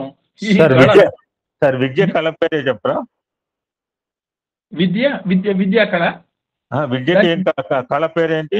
మోహన రూప కళ, అట్లా సౌందర్య మోహన కళ. విద్యకి ఏమైనా కళ ఉంది పేరు? అది మృదు రూప కళ. మృదు రూప, మృదు మధుర కళ, మృదు రూప కళ అంటారు. అత్యంత మృదువు, అత్యంత మధురమైనటువంటి కళ. సో ఇది ఆ విద్య తర్వాత శాంతి అనేది కటి భాగంలో ఉన్నది. ఈ కటి భాగంలో ఉన్న కళ భ్రాంతి రూప కళ అంటారు. అంటే విశ్వం మొత్తాన్ని భ్రాంతిలో, విష్ణుమాయ, శివమాయ, ఈ పరమేశ్వర మాయలోంచి బయటపడాలంటే కేవలం ఆయన అనుగ్రహం ఉంటే తప్ప ఎవడు పడడు అని చెప్పచ్చు. బ్రహ్మ లాంటి వాడే మోహంలో పడిపోతాడు. ఆఫ్టర్ ఆల్ మనం ఎంత బ్రహ్మ సృష్టిలో ఒక చిన్న భాగం. అందువల్ల కేవలం పరమేశ్వరుడు యొక్క అనుగ్రహం మాత్రమే మనని ఆ భ్రాంతి నుంచి బయటపడేయగలుగుతుంది. కారణం ఆయన యొక్క భ్రాంతి శక్తి అది. సో ఆ శివమాయ దాటిపోవటం సాధ్యం కాదు. కాబట్టి శివమాయని దాటాలంటే ఆ శివుడే అనుగ్రహించాలి. సో సత్యసాయి జీవితంలో ఈ శాంతి, విశ్వం మొత్తాన్ని శాంతి స్థాపించే విధానం కానీ, సో దేశాధినేతలు కూడా ఏ మాదిరిగా శాంతి కోసం తహతహలాడుతూ ఆయన దగ్గరికి వచ్చేవాళ్ళు. ఎందుకని వాళ్ళు శాంతి చేసే అవకాశం వాళ్ళ చేతుల్లో ఉన్నది, కానీ వాళ్ళ మనస్సులో ఆలోచన లేదు కాబట్టి శాంతి చేయడం వాళ్ళకి కావటం లేదు. ఇప్పుడు ఇక్కడ స్వామి చెప్పిన మాట ఐ వాంట్ పీస్, అది కూడా మనం ఇక్కడ గుర్తు చేసుకోవచ్చు. ఎక్కడి నుంచి పీస్ అనేది బయట ఎక్కడి నుంచో రాదు. ఐ వాంట్ పీసులో ఐ అంటే ఈగో, వాంట్ అంటే కోరిక, ఈ రెండూ తీసేస్తే మనసులో మిగిలేది పీస్ అని చెప్పారు. సో సహజ సిద్ధమైనటువంటి శాంతి కాముకులోని పేరు పుట్టిన వాళ్ళు కూడా మనస్సులో శాంతి ఆలోచన లేకపోవటం మూలంగా, అంటే ఈ కోరికలు రాగద్వేషాలు బలంగా ఉండటం మూలంగా శాంతి లేకపోవటాన్ని, శాంతి ఏ మాదిరిగా ఇంపార్టెన్స్ అనేది అది ఆ శాంతి కళ ఆ కటి భాగంలో ఉంటుంది. ఇక్కడ మనం ఒకటి అన్వయం కూడా చేసుకోవచ్చు. స్వామికి యాక్సిడెంట్ చేసినప్పుడు ఆ కటి భాగంలో నుండి ఎముక విరగటం, అంటే ప్రపంచం యొక్క స్థాయి శాంతి అంటున్నటువంటి ఈ ప్రపంచం యొక్క స్థాయి ఏ మాదిరిగా ఉన్నది అంటే, ఈ ప్రపంచానికి కలగాల్సినటువంటి ఘాతుని, ఆ దెబ్బని తన మీదకి తీసుకుని ప్రపంచాన్ని రక్షించారేమో అది మనకి తెలియదు. ఎప్పుడో మాటల్లో ముందు బయటపెడితే ఆయన ద్వారానే బయటపడాలి. సో ఈ శాంతి కళ తర్వాత అంటే మొత్తాన్ని, అంటే శాంతి అనేది ఉండే ఆ స్థానం, ఆ పరమాత్మలో ఉండే ఆ స్థానంలో ఈ కళ ఉంటుంది అని. ఇంధక అనే ఒక కళ, ఈ ఇంధక అనే కళని దాన్ని విశ్వశాసక కళ అంటారు, దాన్ని స్థితరూప కళ అంటారు. అంటే విశ్వం మొత్తాన్ని శాసించే శక్తి అది నాభిలో ఉంటుంది. సో శారీరకంగా కూడా ఈ నాభిని సెంట్రల్ పాయింట్ అంటారు. అంతర్వేష్టి అనే నాడీ సముదాయం మొత్తం అక్కడ ఉంటుంది. అంటే స్థితప్రజ్ఞుడు అనే మాట మనం వింటూ ఉంటాం. ఏం జరిగినా సరే ఆయన స్థిరంగా తన దానిలో తనున్నాడు. అంటే విశ్వం మొత్తాన్ని భ్రమింపజేస్తున్నాడు కానీ తాను భ్రమపట్టలేదు. విశ్వం మొత్తాన్ని కదిలేట్ చేస్తున్నాడు కానీ తాను స్థిరంగా కదలకుండా ఉన్నాడు. ఆత్మ మూలంగా శరీరం కదులుతోంది కానీ ఆత్మ కదలదు. ఆ స్థిరత్వం, ఆ స్థిరమైనటువంటి కళ నాభిలో ఉంటుంది. సో దాన్ని ఇంధక అంటాం. ఇంధక అనే కళని దాని స్థిరరూప కళ అంటాము. ఆ స్థిరం చేసి శాసించే శక్తి, విశ్వాన్ని శాసించే శక్తి, అంటే తను స్థిరంగా ఉన్నాడు కాబట్టి జగత్, వస్తువు పోతూ ఉండేది జగత్. ఎక్కడి నుంచి రావాలి? స్థిరం నుంచి రావాలి. ఎక్కడికి పోవాలి? స్థిరం నుంచి బయటికి పోయి మళ్ళీ స్థిరంలోకే రావాలి. కాబట్టి ఈ వస్తువు పోతూ ఉండే జగత్తుకి ఆధారభూతమైనటువంటి స్థిరత్వం, శరీరానికి సెంటర్ పాయింట్ అయినటువంటి నాభి, ఈ భగవంతుడి యొక్క నాభి స్థానంలో ఆ కళ ఉంటుందిట. దాన్ని ఇంధక అనే పేరుతో పిలుస్తారు. దాని యొక్క లక్షణం అత్యంత స్థిరత్వం. దీపిక అనే కళ హృదయ స్థానంలో ఉంటుంది. దాన్నే స్వస్వరూప కళ అంటారు. ఏమిటి? భగవంతుడి యొక్క నిజమైన స్థితి ఏమిటంటే స్వస్వరూప స్థితి. నేను నేనైనా నేను అంటే స్వామి చక్కటి ఉదాహరణ చెప్పారు. ఒక ఏనుకైనా ఒక చీమకైనా సరే తన గురించి తను చెప్పుకోవాలంటే నేను అని చెప్తుంది. ఒక పాత్ర అయినా సరే, ఒక పెన్ను అయినా సరే తన గురించి మాటలిచ్చి చెప్పుకోమంటే నేను అని చెప్తుంది. ఈ నేను అనేది ఏది? ఆ నేనైనటువంటి తత్వం ఏదైతే ఉందో దాన్నే దీపికా కళ అన్నారు. దాని యొక్క స్థానం హృదయం. దాన్నే స్వస్వరూప స్థానం, స్వస్వరూప అనుసంధానం. హృదయంలో నిన్ను నువ్వు చూసుకో అనే మాట దీన్ని అన్వయం చేసుకుంటే భగవాన్ సత్యసాయి జీవితంలో సర్వకాల సర్వావస్థల్లో కూడా తన యొక్క పరబ్రహ్మతత్వాన్ని స్వస్వరూపంగా చూడటం, అనుభవించటం, వ్యక్తం చేయటం చూడొచ్చు. దీనికి ఎన్నో ఉదాహరణలు మనం చెప్పుకోవచ్చు. ఒకళ్ళు ఎవరో స్వామిని అడుగుతారు ఓ సందర్భంలో, స్వామి మీరు పరబ్రహ్మ అంటున్నారు, అంటే కొన్ని సందర్భాల్లో మానవుడు గాను, కొన్ని సందర్భాల్లోనూ భగవంతుడు గాను ఉంటారంటే సర్వకాల సర్వావస్థలో నేను భగవంతుడిని అని చెప్పారు. మీతో ఉన్నప్పుడు మీ మాదిరిగా వస్తున్నాను, ఒంటరిగా ఉన్నప్పుడు సంపూర్ణమైన భగవంతుడిగా ఉంటాను. సో అంటే ఏమన్నమాట, సర్వకాల సర్వావస్థల్లోనూ సంపూర్ణత్వమైనటువంటి ఆ భగవతత్వాన్ని వ్యక్తం చేసే జ్యోతిర్మయమైనటువంటి కళ, దాని దీపిక. ఆ కళని అంటే స్వస్వరూప కళని దాని స్థానం హృదయ స్థానంలో ఉంటుంది. ఈ ఎగ్జాంపుల్ కూడా మనం చెప్పుకోవచ్చు. పంచభూతాలు స్వామి, పంచభూతాల నుంచి మీరు శక్తిని స్వీకరిస్తున్నారా అని ఒక సైంటిస్ట్ అడిగితే, ఒక భక్తుడు అడిగితే చాలా శ్రద్ధాపూర్వకంగా పంచభూతాలకి నేను శక్తి ఇస్తున్నాను అని చెప్పారు. చాలా యాదాలాపంగా అడిగిన ప్రశ్నకి. అంటే ఆలోచించండి, అంటే ఆయన యొక్క ఆ జ్యోతిర్మయ సర్వకాల సర్వావస్థలో కూడా ఆ స్వస్వరూపానుసంధానంలో ఉన్నటువంటి స్థిరత్వం, అది మనం స్వామిలో జ్యోతిర్మయ కళంగా మనం చూస్తాం. ఈ రోచిక అనే కళ భుజాల్లో ఉంటుంది. దాన్ని కఠిన రూప కళ అంటాం. కఠిన రూప కళ అంటే ఏమిటి? విశ్వంలో అత్యంత కఠినమైన పనులు ఆయన స్వీకరించి అవలీలగా మనం చేయడం చూడొచ్చు. అంటే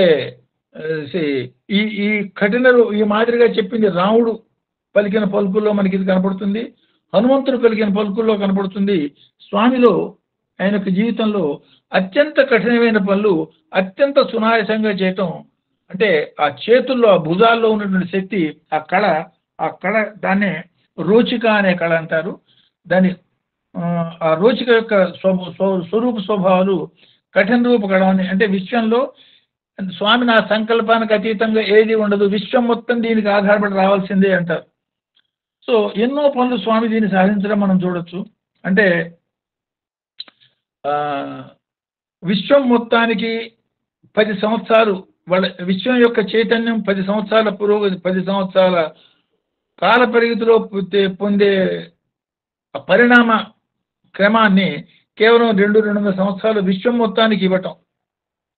ఆ పుస్తకం రాసిన సందర్భంలో స్వామి నన్ను మీరు 10 సంవత్సరాల తర్వాత పబ్లిష్ చేయమన్నారు, కానీ ఇప్పుడు 200 సంవత్సరాలు అయింది, అయినా పబ్లిష్ చేయమంటారా అని అడిగితే సాయి అండ్ సైకాట్రీ చేయమని, అదే కదా కబురు పంపించాను అంటారు.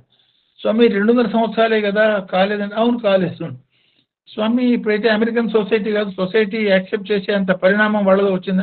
వచ్చింది కాబట్టి స్వామి ఇంకొక చివరి ప్రశ్న, 10 సంవత్సరాల్లో మానవ హృదయాల్లో కలగవలసిన పరిణితిని ఈ 2 సంవత్సరాల్లో మీరే కలిగించారా?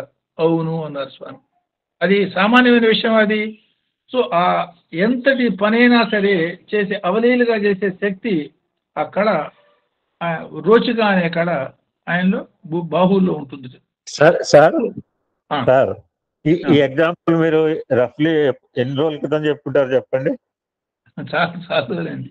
Just I think just just కూర్చొని మనిద్దరం మాట్లాడుకో. ఎప్పుడు చెప్పారు చెప్పండి. రెండో అనువాకంలో అనుకుంటాను.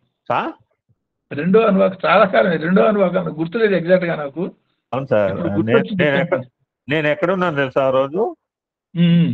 I was there in separate position. ఓ అచ్చా అచ్చా, అచ్చా.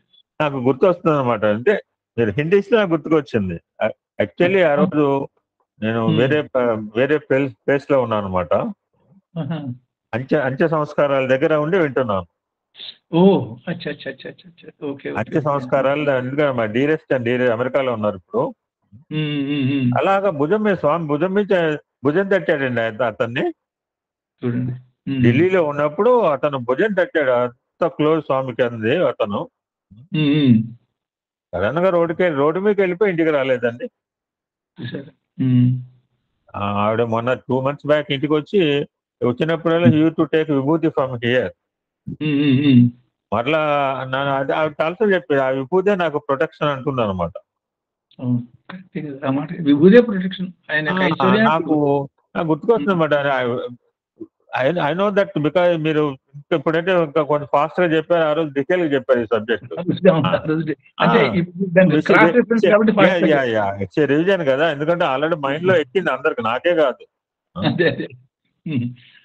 అంటే స్వామి యొక్క కళలు ఎట్లా ఉన్నాయి, అంటే ఎట్లా ఆ 16 కళలు వ్యక్తం చేశారు అనేది అది ఉద్దేశం. సరిరామ్ లేదు చాలా నేను చెప్పాను, నాకు గుర్తు ఎగ్జాక్ట్ డేట్ గుర్తులేదు, కానీ ఇది వెనక ఒకసారి చెప్పారు. రెండో అనువాకంలో చెప్పినట్టు 2.5 years అయింది సార్. ఓ చూసారా, కరెక్ట్. అంటే అది రెండో అనువాకం. బికాజ్ నాకు సిచ్యువేషన్ రిలేటెడ్ కనుక మేము టైం చెప్తున్నాం మీకు. కరెక్ట్. నాకైతే అంత ఖచ్చితంగా యాక్సిడెంట్ దట్స్ వై నో. అవునవును, రైట్. సో తర్వాతది అష్టమ కళ, 8వ కళ మోచిక అంటారు. ఈ మోచిక అనే కళ గళంలో ఉంటుంది, కంఠంలో ఉంటుంది. దీన్నే అనూచార రూపకళ అనే పేరుతో పిలుస్తారు. అనూచార రూపకళ. ఈ అనూచార రూపకళ అంటే విశ్వాన్ని ముగ్ధం చేసే కళ. అంటే అసలు ఆయన వాయిసే వినంగానే ప్రపంచంలో అట్లాంటి వాయిస్ మనం ఎక్కడ వినం. ఆ ప్రపంచాన్ని ముగ్ధం చేసే ఆయన మురళి, కృష్ణావతారంలో మురళి ఆ మాదిరిది. అంతేకాకుండా చిన్నతనం నుంచి చాలా చిన్న బాలుడుగా ఆయన మొట్టమొదటి లేదు చూడండి, ఏదో పండితుడిని సోహం వ్యాఖ్యానాన్ని కరెక్ట్ చేస్తారు, తెలిసి చెప్తున్నావో తెలియక చెప్తున్నావో అని చిన్నతనంలో. అది ఆల్రెడీ పేరు మోసిన పండితుడిని, తల్లిదండ్రులు ఆ పండితుడి దగ్గరికి పోయి మాట్లాడడానికి భయపడే స్థితిలో ఉన్న పండితుడిని కరెక్ట్ చేయటం. సో అది ఐ మీన్ ఆ కంఠం అటువంటిది, అంటే ఆ శక్తి అటువంటిది. మోచిక అనే కళ కంఠంలో ఉండే కళ, దాన్ని అనూచార రూప కళ అంటారు. ఆ విశ్వాన్ని ముగ్ధం చేసే తత్వంతో ఆ విశ్వాన్ని కరెక్ట్ చేస్తూ డైరెక్ట్గా ఏ డైరెక్షన్లో తీసుకుపోలో దాన్ని తీసుకుపోయే కళ. పర అనే కళ 9వ కళ, అది ముఖంలో ఉంటుందిట. దాన్ని ఈశస్మిత రూప కళ అంటారు. అంటే విశ్వ జయాన్ని కలిగించే కళ. అంటే ఒకసారి మొహం చూడంగానే యాక్సెప్ట్ చేసి దండం పెట్టడమే తప్ప వేరే చేయలేని ఒక స్థితి. అంటే విశ్వం మొత్తాన్ని ముగ్ధం చేసే కళ. అంటే చిన్నతనంలోనే చూడండి, మొట్టమొదటి ఇవాళ స్వామి భగవంతుడు అని ఆలోచిస్తున్నాం. ఇమాజిన్ ఒక పల్లెటూరులో అనామకుడుగా ఉన్నటువంటి అనామక కుటుంబంలో విద్యావిహీనంగా ఉన్నటువంటి స్థితిలో ఉన్నటువంటి పిల్లవాడు తన యొక్క కళలని వ్యక్తం చేస్తూ విశ్వం మొత్తానికి నేనే టీచర్ నన్ను ప్రూవ్ చేసుకునే పరిణామంలో క్రమంలో ఏమేమి మాదిరి స్థితులు వచ్చి ఉంటాయి ఒక్కసారి ఊహించుకోండి, మీకు అర్థమవుతుంది. ఆ ముఖంలో ఉన్నటువంటి ఈశస్మిత కళ, అది రష్యన్ రావటం, వాడు మీరు అదృష్టవంతులు అని పట్టుకుపోయేదాన్ని ప్రయత్నం చేస్తున్నారని భయపడటం ట్రైన్లో, ఇంకా బ్రిటిష్ పరిపాలన రోజుల్లో. సో అవన్నీ ఆ మొహంలో ఉన్నటువంటి ఆ ఈశస్మిత కళ దాన్ని మనకి గుర్తు చేస్తాయి. అంటే ఇవి చెప్పుకుంటూ పోతే చాలా అవుతాయి. స్వామి అవతార క్రమాలు కూడా మొట్టమొదటి భువన విజయాది కార్యక్రమాలు మొదలుపెట్టారు. ఈ సర్వ పండితుల్ని పామరుల్ని మొత్తాన్ని వశం చేసుకునే శక్తి, సర్వప్రభుత్వం, ఈ విశ్వం అంతా కూడా సేవక వీళ్ళ యొక్క వశ్యత, ఇవన్నీ సాధారణమైన విషయాలు కాదు. కారణం ఏమిటంటే ఆ పర అనే కళ ఈశ్వస్మిత రూపంగా ఆయన ముఖంలో వ్యక్తం అవుతూ ఉంటుంది. సూక్ష్మ అనే కళ 10వ కళ చెవుల్లో ఉంటుంది, కర్ణాల్లో. దాన్నే నాదాంత రూప కళ అంటారు. నాదాంత రూప కళ అంటే ఎన్ని సందర్భాల్లోనో స్వామి చేసిన లీల చూడండి. దాన్ని దూరశ్రవణం, ప్రపంచంలో ఎక్కడ ఏ మూల ఎక్కడ ఏది జరిగినా సరే మొత్తం ఆయన కనుసన్నల్లో ఆయన సంకల్పానుసారమే జరుగుతూ ఉంటుంది. ఆ జరిగింది తెలుస్తూ ఉంటుంది. అది వాడెవడో ఎక్కడో ప్రార్థన చేశాడు, ఆత్మహత్య చేసుకునే దానికి సిద్ధంగా ఉన్నాడు. వాడి బాధ ఏమిటి? నేను అది కనుక్కోలేకపోయినాను, నాసాకి చాలా నష్టం వచ్చింది, 9 సార్లు 10 సార్లు ప్రయత్నం చేశాను, ఈ టెక్నిక్ నాకు దొరకలేదు, కుజగ్రహానికి పోయేది, ఏడుస్తున్నాడు. ఈయనకి వాడి వెంటనే సమాధానం చెప్పటం, మధ్య మధ్యలో వేలిటేట కలుస్తూ ఎవడెవడికి ఏం ఉత్తరాలు రాస్తున్నారో మనకు తెలియదు. మన కళ్ళ ముందు మనకి దర్శనమిస్తూ కనపడుతున్న స్వామి ఎవరెవరితో ఏం సంభాషిస్తున్నారో, ఎవరెవరితో ఏం దర్శనం ఇస్తున్నారో మనకి ఎక్కడైనా తెలుసా? అది తెలియని విషయం. తర్వాత వాడు ఎవడో చెప్పినప్పుడు ఓహో అట్లాగా, అప్పుడు దర్శనంలోనే ఉన్నానే, నేనే చూస్తున్నానే అంటే మన కళ్ళతో చూసింది మాత్రమే నమ్మే స్థితి. కాబట్టి మనం అట్లా ఆలోచిస్తాము. ఆ స్వామి యొక్క తత్వం మాత్రం అది. సో ఆ అఖండమైనటువంటి అంటే సర్వజ్ఞత, అంటే సర్వశ్రవణత్వం, ఆ జ్ఞానాలతో సర్వజ్ఞతతో దాన్ని ఆ కర్ణాలు నాదాంత రూపం కలిగి ఉంటాయి. పైకి కనపడేవి కాకుండా మొత్తం విశ్వం మొత్తంలో జరిగే సమస్తమైనవి ఆయన కనుసనలలో జరుగుతూ ఉంటాయి. ఆ 11వ కళని సూక్ష్మ అమృత కళ అంటారు. అమృత నేత్రాలు, ఆయన దృష్టి పడితే చాలు అంటూ ఉంటాం. కేవలం ఆయన దృష్టి పడింది, చూశారు కాబట్టి ఈ రుద్రం దీని గురించి వ్యాఖ్యానం చేయడం జరిగింది అంటూ ఉంటాను. సో ఆ నేత్రాలు ఉన్న కళని సూక్ష్మ అమృత కళ అంటారు. దాన్నే సుదర్శన రూప కళ అనే పేరుతో పిలుస్తారు. దృష్టి లేకపోతే సుదర్శన రూప కళ అంటారు. అంటే విశ్వంలో ఉన్నటువంటి చైతన్యం మొత్తాన్ని కూడా సర్వకాల సర్వావస్థల్లో కూడా తన కనుసన్నల్లో చూసే కళ. సో భగవాన్ స్వామి జీవితంలో సర్వజ్ఞత, దూరదృష్టి, ఎక్కడెక్కడో ఏదేదో జరుగుతుంటే వాటి నుండి ఇక్కడ రమణ మహర్షి నాలో కలిసిపోయాడని చెప్పటం, ఏమని చెప్పండి? Can you imagine that? ఏది ఎక్కడో ఏదో జరుగుతుంది, వాడికి ఇప్పుడే నేను సహాయం చేసి వచ్చానని చెప్పటం. సో మనం ఎదుర్కొండానే కూర్చుని అది దాన్ని సూక్ష్మామృత కళ అంటారు. అది ఆయన నేత్రాల్లోనే ఉంటుంది. ఆ నేత్రాల్లోనే ఆయన దశావతారాలు చూపించిన నేత్రాలు. అది అంటే వెనక విష్ణుమూర్తి యొక్క దశావతారాలు ఏవేవైతే ఉన్నాయో, అంటే ఆ తత్వ అఖండమైనటువంటి ఆ శక్తి, ఆ పర్టికులర్ కళని సూక్ష్మ అమృత కళ అంటారు. తర్వాత నెక్స్ట్ ఇది 12వ కళ జ్ఞాన అనే కళ నుదురులో ఉంటుంది. దాన్నే తామస కళ లేకపోతే తాపస కళ అంటారు. అంటే విశ్వం మొత్తాన్ని కూడా తపింపజేసే కళ. అంటే తప్పించటమే తపస్సు. లౌకికమైన వాటికి తప్పిస్తున్నారు కాబట్టి లౌకికమైన సంపదలు వస్తున్నాయి, అందులో వృద్ధి పొందుతున్నాం. భగవంతుడి కోసం తప్పించిన వాళ్ళు ఉన్నటువంటి దేశం కాబట్టి ఇది భారతదేశం అయింది. ఎవరి కోసం ఎవరు తప్పిస్తారో, దేనికోసం ఎవరు తప్పిస్తారో వాళ్ళకి అది లభ్యం అవుతుంది. ఆ తప్పింపజేసే శక్తి, సూర్యుడు కిరణాలతో భూమి మీద నీళ్ళని తీసుకోవడానికి కారణం ఆయనలో ఉన్న తపన, తప్పింపజేసే శక్తి. ఈ తప్పింపజేసే శక్తి భగవంతుడి నుంచి సూర్యుడికి వచ్చింది. ఈ దాన్నే జ్ఞాన అంటారు. దాన్ని పాపిటి స్థానంలో నుదురులో ఉంటుంది, పాపిటి కాదు నుదురులో ఉంటుంది. దాన్నే తాపస రూప కళ, అంటే విశ్వాన్ని తప్పింపజేసే శక్తి అనొచ్చు. సో ఈ పంచభూతాలకి తానే శక్తిని ప్రసాదిస్తున్నాను అనటము, విశ్వం మొత్తానికి కారకుని, ఇవన్నీ చిన్నవి. ఆ మాటలు స్వామి అనటంలో ఈ కళ ఎట్లా వ్యక్తం అవుతోంది అనేది ఆయన జీవితంలో మనకి చూపించిన నిదర్శనాలుగా దీన్ని అర్థం చేసుకోవచ్చు. సో 13వది జ్ఞానామృత కళ. అంతకుముందు ఇది జ్ఞాన అమృత కళ. ఈ జ్ఞానామృత కళకి మూర్ధి అంటే పాపిటి బొట్టు పెట్టుకునే ఆడవాళ్ళు పాపిటి బొట్టు పెట్టుకునే స్థానం, దాన్ని మూర్ధిని అంటాం. ఆ స్థానం దాన్నే శాంతి రూప కళ అని, విశ్వాన్ని శాంతింపజేసే కళ అని అర్థం చేసుకోవచ్చు. విశ్వం మొత్తాన్ని శాంతింపజేసే దానికి ఉన్నటువంటి శక్తి ఆ కళ అక్కడ ఉంటుంది. కాబట్టి అంటే ఎట్లాంటి వాళ్ళైనా సరే, ఏ పరిస్థితుల్లో అయినా సరే స్వామి దగ్గరికి వచ్చి శాంతి పొందటం కారణం ఆయనలో ఉన్నటువంటి అక్కడ. కణ్వ మహర్షి ఆశ్రమం దగ్గర జంతువులు సహజ వైరాన్ని కోల్పోయినాయి. అట్లాగే ఎంతో గొప్ప గొప్ప వీళ్ళు కూడా కేవలం సహజ వైరాన్ని మాత్రమే కోల్పోవటం. స్వామి దర్శనానికి వచ్చేప్పటికి రావంగానే ఆ పాపాలన్నింటినీ అక్కడ పోగొట్టుకుని వచ్చి దర్శనం చేసుకుని మళ్ళీ పోతూ పోతూ ఆ పాపాలు పట్టుకుపోమోకండి, వదిలేసిపోండి అనేవాళ్ళు. అంటే ఏమిటి అర్థం? పాపాలు కూడా ఆయన దగ్గరికి చేరడానికి వీలైనంత అటువంటి జ్ఞానామృత కళ ఆ స్థానంలో ఉంటుందని, నుదురులో ఉంటుందని, సో ఆ పాపిడి స్థానంలో ఉంటుందని మనం అర్థం చేసుకోవచ్చు. తర్వాత నెక్స్ట్ కళ ఆప్యాయని, అంటే బ్రహ్మరంధ్ర స్థానంలో ఉండేదాన్ని, దాన్నే బ్రహ్మరంధ్ర స్థానంలో దాన్ని మన్యురూప కళ అంటాం. క్రోధన కళ అంటూ ఉంటారు, కాదు మన్యురూప కళ. మన్యు అంటే ఏమిటో ఒకటో మంత్రంలో చెప్పుకున్నాం. అంటే ధార్మిక దృఢ సంకల్పం. నా సంకల్పానికి విశ్వంలో తిరుగుండదు, అది జరిగే తీరుతుంది అని స్వామి అంటూ ఉండేవాళ్ళు. ఆ మాట ఎవడంటే వాడు అనగలిగిన మాట కాదు అది. సో ఏ మాటన్నా సపోజ్ ఎన్నో దృష్టాంతాలు వందలు మనం చెప్పుకోవచ్చు. సంవత్సరం లోపల యూనివర్సిటీ రావటం, కెన్ యూ ఇమాజిన్? కనీసం 10 ఏళ్ళు పడుతుంది. హాస్పిటల్ 7 ఏళ్ళు పడుతుంది అమెరికన్ స్టాండర్డ్స్ ప్రకారం కట్టేదానికి, 5.5 నెలల్లో కట్టేసేయటం. సో ఆయన సంకల్పానికి తిరుగుండదు, వజ్ర సంకల్పం అంటూ ఉంటారు. సో వజ్రం అంటే వజ్రిణి, వజ్రి అంటే నాడి, వజ్రం అంటే ఇంద్రుడి చేతిలో ఆయుధం, దీనికి కారభూతమైన శక్తి పైనుంచి కిందకు వచ్చే శక్తి.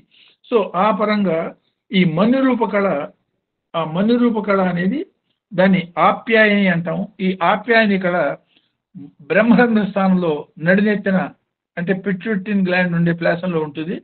స్వామిలో ఆయన చేసిన అఖండమైనటువంటి ఆ సంకల్పానికి ఎదురు లేకుండా ఉండే స్థితి, చచ్చిపోయిన వాడిని బతికించడం ఏమిటి? Can you imagine? ఇవన్నీ కూడా ఆ సంకల్ప శక్తికి ఏది ఎక్కడ తిరుగుండదు. దానికి ఆ మన్యు రూపకళ అక్కడ స్వామిలు ఎన్నోసార్లు మనకి ఎగ్జిబిట్ చేశారు.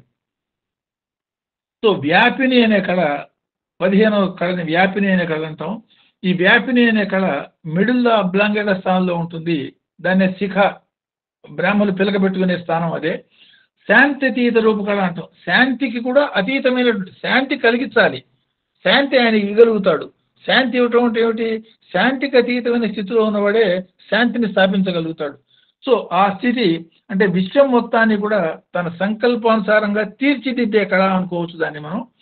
స్వామి జీవితంలో సో ఇది మనం అనేక రకాలుగా, ఎన్నో రకాలుగా ఏంటి, ఈ బాల వికాస్ పెట్టడం ఏమిటి, లేదు ఆ వేద ఉద్ధరణ ఏమిటి, లేదు ఆ వేదో పరిషత్ అనే ఆ కార్యక్రమాలు ఏమిటి, సో విశ్వవ్యాప్తంగా చైతన్యం చేయటం ఏమిటి, ఇవన్నీ కూడా దానికి సంబంధించినవి. వ్యాపిని విశ్వంలో ఆయన ఫిజికల్గా పోయింది ఒకే ఒక్క కంట్రీ అయినా ప్రపంచంలో ఉన్న అన్ని దేశాల్లో ఉన్న భక్తులకి కూడా అక్కడక్కడ వ్యక్త దర్శనం ఇచ్చి వాళ్ళని గైడ్ చేయటం. సో ఇవన్నీ కూడా దానికి సంబంధించినవి. వ్యాపిని అనే దీనికి సంబంధించింది. సో నెక్స్ట్ ఇది వ్యోమరూప కళ అంటారు. ఈ వ్యోమరూప కళ అనేది సర్వాంగాణి, అన్ని శరీరం మొత్తం ఉంటుంది. దాన్ని సర్వ ఆనందమయ కళ అంటారు.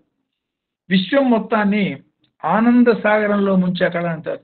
అందుకనే ఆ స్వామి యొక్క నామాలు రాసినప్పుడు మీరు ఆ పుస్తకం చూస్తే నమజ్జన మహానంత సాగరేక నిమజ్జనాయ నమః అనే మాట ఉంటుంది. ఇది స్వామి యొక్క ప్రత్యేకమైన అష్టోత్తర శతంలో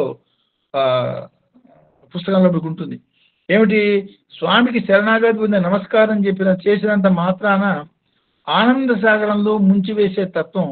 కారణం ఏమిటంటే ఆయన శరీరం అంతా ఆనందమయ స్వరూపమే, సర్వానందమయ, దాన్ని సర్వానందమయ కళ అంటారు. సో అంటే ఆనందానికి పరాకాష్ట బ్రహ్మానందం ఉంటాం. ఆ బ్రహ్మానందాన్ని కూడా ఇవ్వగలిగిన స్థితి సర్వ ఆనందమయ కళా స్వరూపం ఉంటాం. సో ఈ ఆనందమయ కళ అనేది ఎక్కడ ఉంటుంది? మిడిల్ అబ్లాంగేట, దట్స్ కాల్డ్ మానవ శరీరంలో దాన్ని జంక్షన్ బాక్స్ అంటాం. హార్ట్ ఓపెన్ చేయొచ్చు, రీప్లేస్ చేయొచ్చు, మెదడు కూడా రీప్లేస్ చేయొచ్చు సందర్భాన్ని సరైనటువంటి అవకాశాలు ఉంటే, లేదు మెదడుని ఆపరేట్ చేయొచ్చు. ఈ మిడిల్ అబ్లాంగేట మాత్రం ఎవడు ముట్టుకునేది వీల్లేదు. దాన్నే జంక్షన్ బాక్స్ అంటాం. అత్యతిష్ట దశాంగుళం ఊర్ధ్వముఖంగా ఆలోచిస్తే గుండెకి కరెక్ట్గా 10 అంగుళాల దూరంలో అది భగవంతుడి యొక్క స్థానం ఉంటాం. ఆయన అసలు సిసలైన స్వరూపం ఏమిటంటే సర్వ ఆనందమయత్వం, ఆనందమయ స్వరూపం. హ్యాపీ బర్త్డే అని స్వామి అంటే నేను ఎప్పుడూ ఆనందమే అంటారు. అది పైకి చెప్పిన మాట యొక్క అంతరార్థం ఏమిటంటే ఇది ఆనందమయత్వం అనేది ఆయన సహజ సిద్ధమైన స్వభావం, ఆయన యొక్క ఆ జీవన తత్వమే అది, అదే ఆయన యొక్క అవతారం యొక్క ప్రధానమైన లక్ష్యం. దాన్నే వ్యోమరూప కళ అంటారు. అది 16వ కళ. ఈ వ్యోమరూప కళ సర్వాంగాన్ని, శరీరం అంతా ఇది వ్యాపిన తర్వాతది వ్యోమరూప కళ. ఈ సర్వాంగాన్ని, శరీరం అంతా వ్యాపించినది ఈ సర్వ ఆనందమయ రూపమైన కళ స్వామి యొక్క సహజ స్వభావం. కాబట్టి అనంతమైనటువంటి శాంతి, సౌఖ్యాలు, ఆనందాలు ఎవరన్నా స్వామి దగ్గరికి వచ్చినప్పుడు పొందగలగడానికి కారణభూతమైనటువంటి కళ అది. సో ఈ 4వ మంత్రాన్ని, 4, 5 ఈ మంత్రాల్ని శ్లోక రూపంగా చెప్పుకునేటట్టయితే వ్రాతానాం వ్రాతపతిత్వం సర్వాణి స్ఫూర్తిదాయకం ఆనందామృత సిద్ధార్థం ఏకబిల్వం శివార్పణం. ఒక గ్రూపుగా తీసుకున్నట్టయితే స్వామి ఆ గ్రూపులో ఉన్న వ్యక్తులు నువ్వే, ఆ గ్రూపు లీడర్వి నువ్వే. షిరిడి సాయి కథ గుర్తు తెచ్చుకోండి. ఆయనే టాంగా, ఆయనే గుర్రం, ఆయనే తోలేవాడు. సో ఆయనే పట్టుకొని డ్రాప్ చేసి వెళ్ళిపోయినాడు. సర్వం ఆయనే. దాన్ని అన్వయం చేసుకోవచ్చు. ఆనందామృత స్థితి నాకు కలిగే దానికోసం బిల్వాన్ని, త్రిగుణాలకి సంబంధించిన బిల్వాన్ని మీ పాదాల దగ్గర సమర్పిస్తున్నాను. సో 5వ మంత్రానికి ఏంటంటే గణానాం త్వాం తత్పతి శివం ప్రమదే ప్రథమ శివం, ప్రమదుల్లో మొట్టమొదటి వాడు నువ్వే. శివస్థితి అనుభూతి అంటే సర్వకాల సర్వావస్థలో శివం, మంగళం, శాంతం, ఆనందం, అది శివ అనే డెఫినేషన్. శివస్థితి అనుభవార్థం ఏకబిల్వం శివార్పణం. సర్వకాల సర్వావస్థల్లోనూ ఆ శివత్వాన్ని అనుభూతం చేసుకోగలిగిన స్థితి మాకు కలిగేదానికి దీన్ని మీ పాదాల దగ్గర సమర్పిస్తున్నాను అన్న భావంతో ఈ 2 మంత్రాల్ని శ్లోక రూపంలో మనం అన్వయం చేసుకోవచ్చు. సో ఈ అంటే సాధనాపరంగా బాహ్యమైనటువంటి శబ్దాల కన్నా ఆత్మ మార్గంలో అంతర్వాణి, అంతఃప్రబోధం పొందేదానికి ప్రయత్నించేమని ఈ నాదపరమైనటువంటి ఈ మంత్రాల యొక్క అంతర్గత సంకేతం. పైకి ఓంకారం చెప్పటం కాదు, ఓంకారాన్ని అంతర్గతంగా అనుభవించండి. నిశ్శబ్దంలో ఉన్నటువంటి ఓంకారానుభూతిని పొందటమే జీవితం యొక్క లక్ష్యము. అదే నాదాతీత స్థితి. దానికోసం ప్రయత్నం చేయండి అన్న సంకేతంతో ఈ 4, 5 మంత్రాల్ని మనం కంక్లూడ్ చేసుకుందాం. అవసరం కనుకైతే దీనిలో ఉన్న క్వశ్చన్స్ ఏదైనా ఉందంటే that we can discuss that. ఏదైనా క్వశ్చన్స్ ఇప్పుడు ఉంటే you can ask me. Already time అయిపోయింది అనుకున్నట్టయితే we can have 1 more session. It is up to you. అందరికీ నమస్కారం. Can take up next session sir. Okay, welcome. అందుకనే ఇది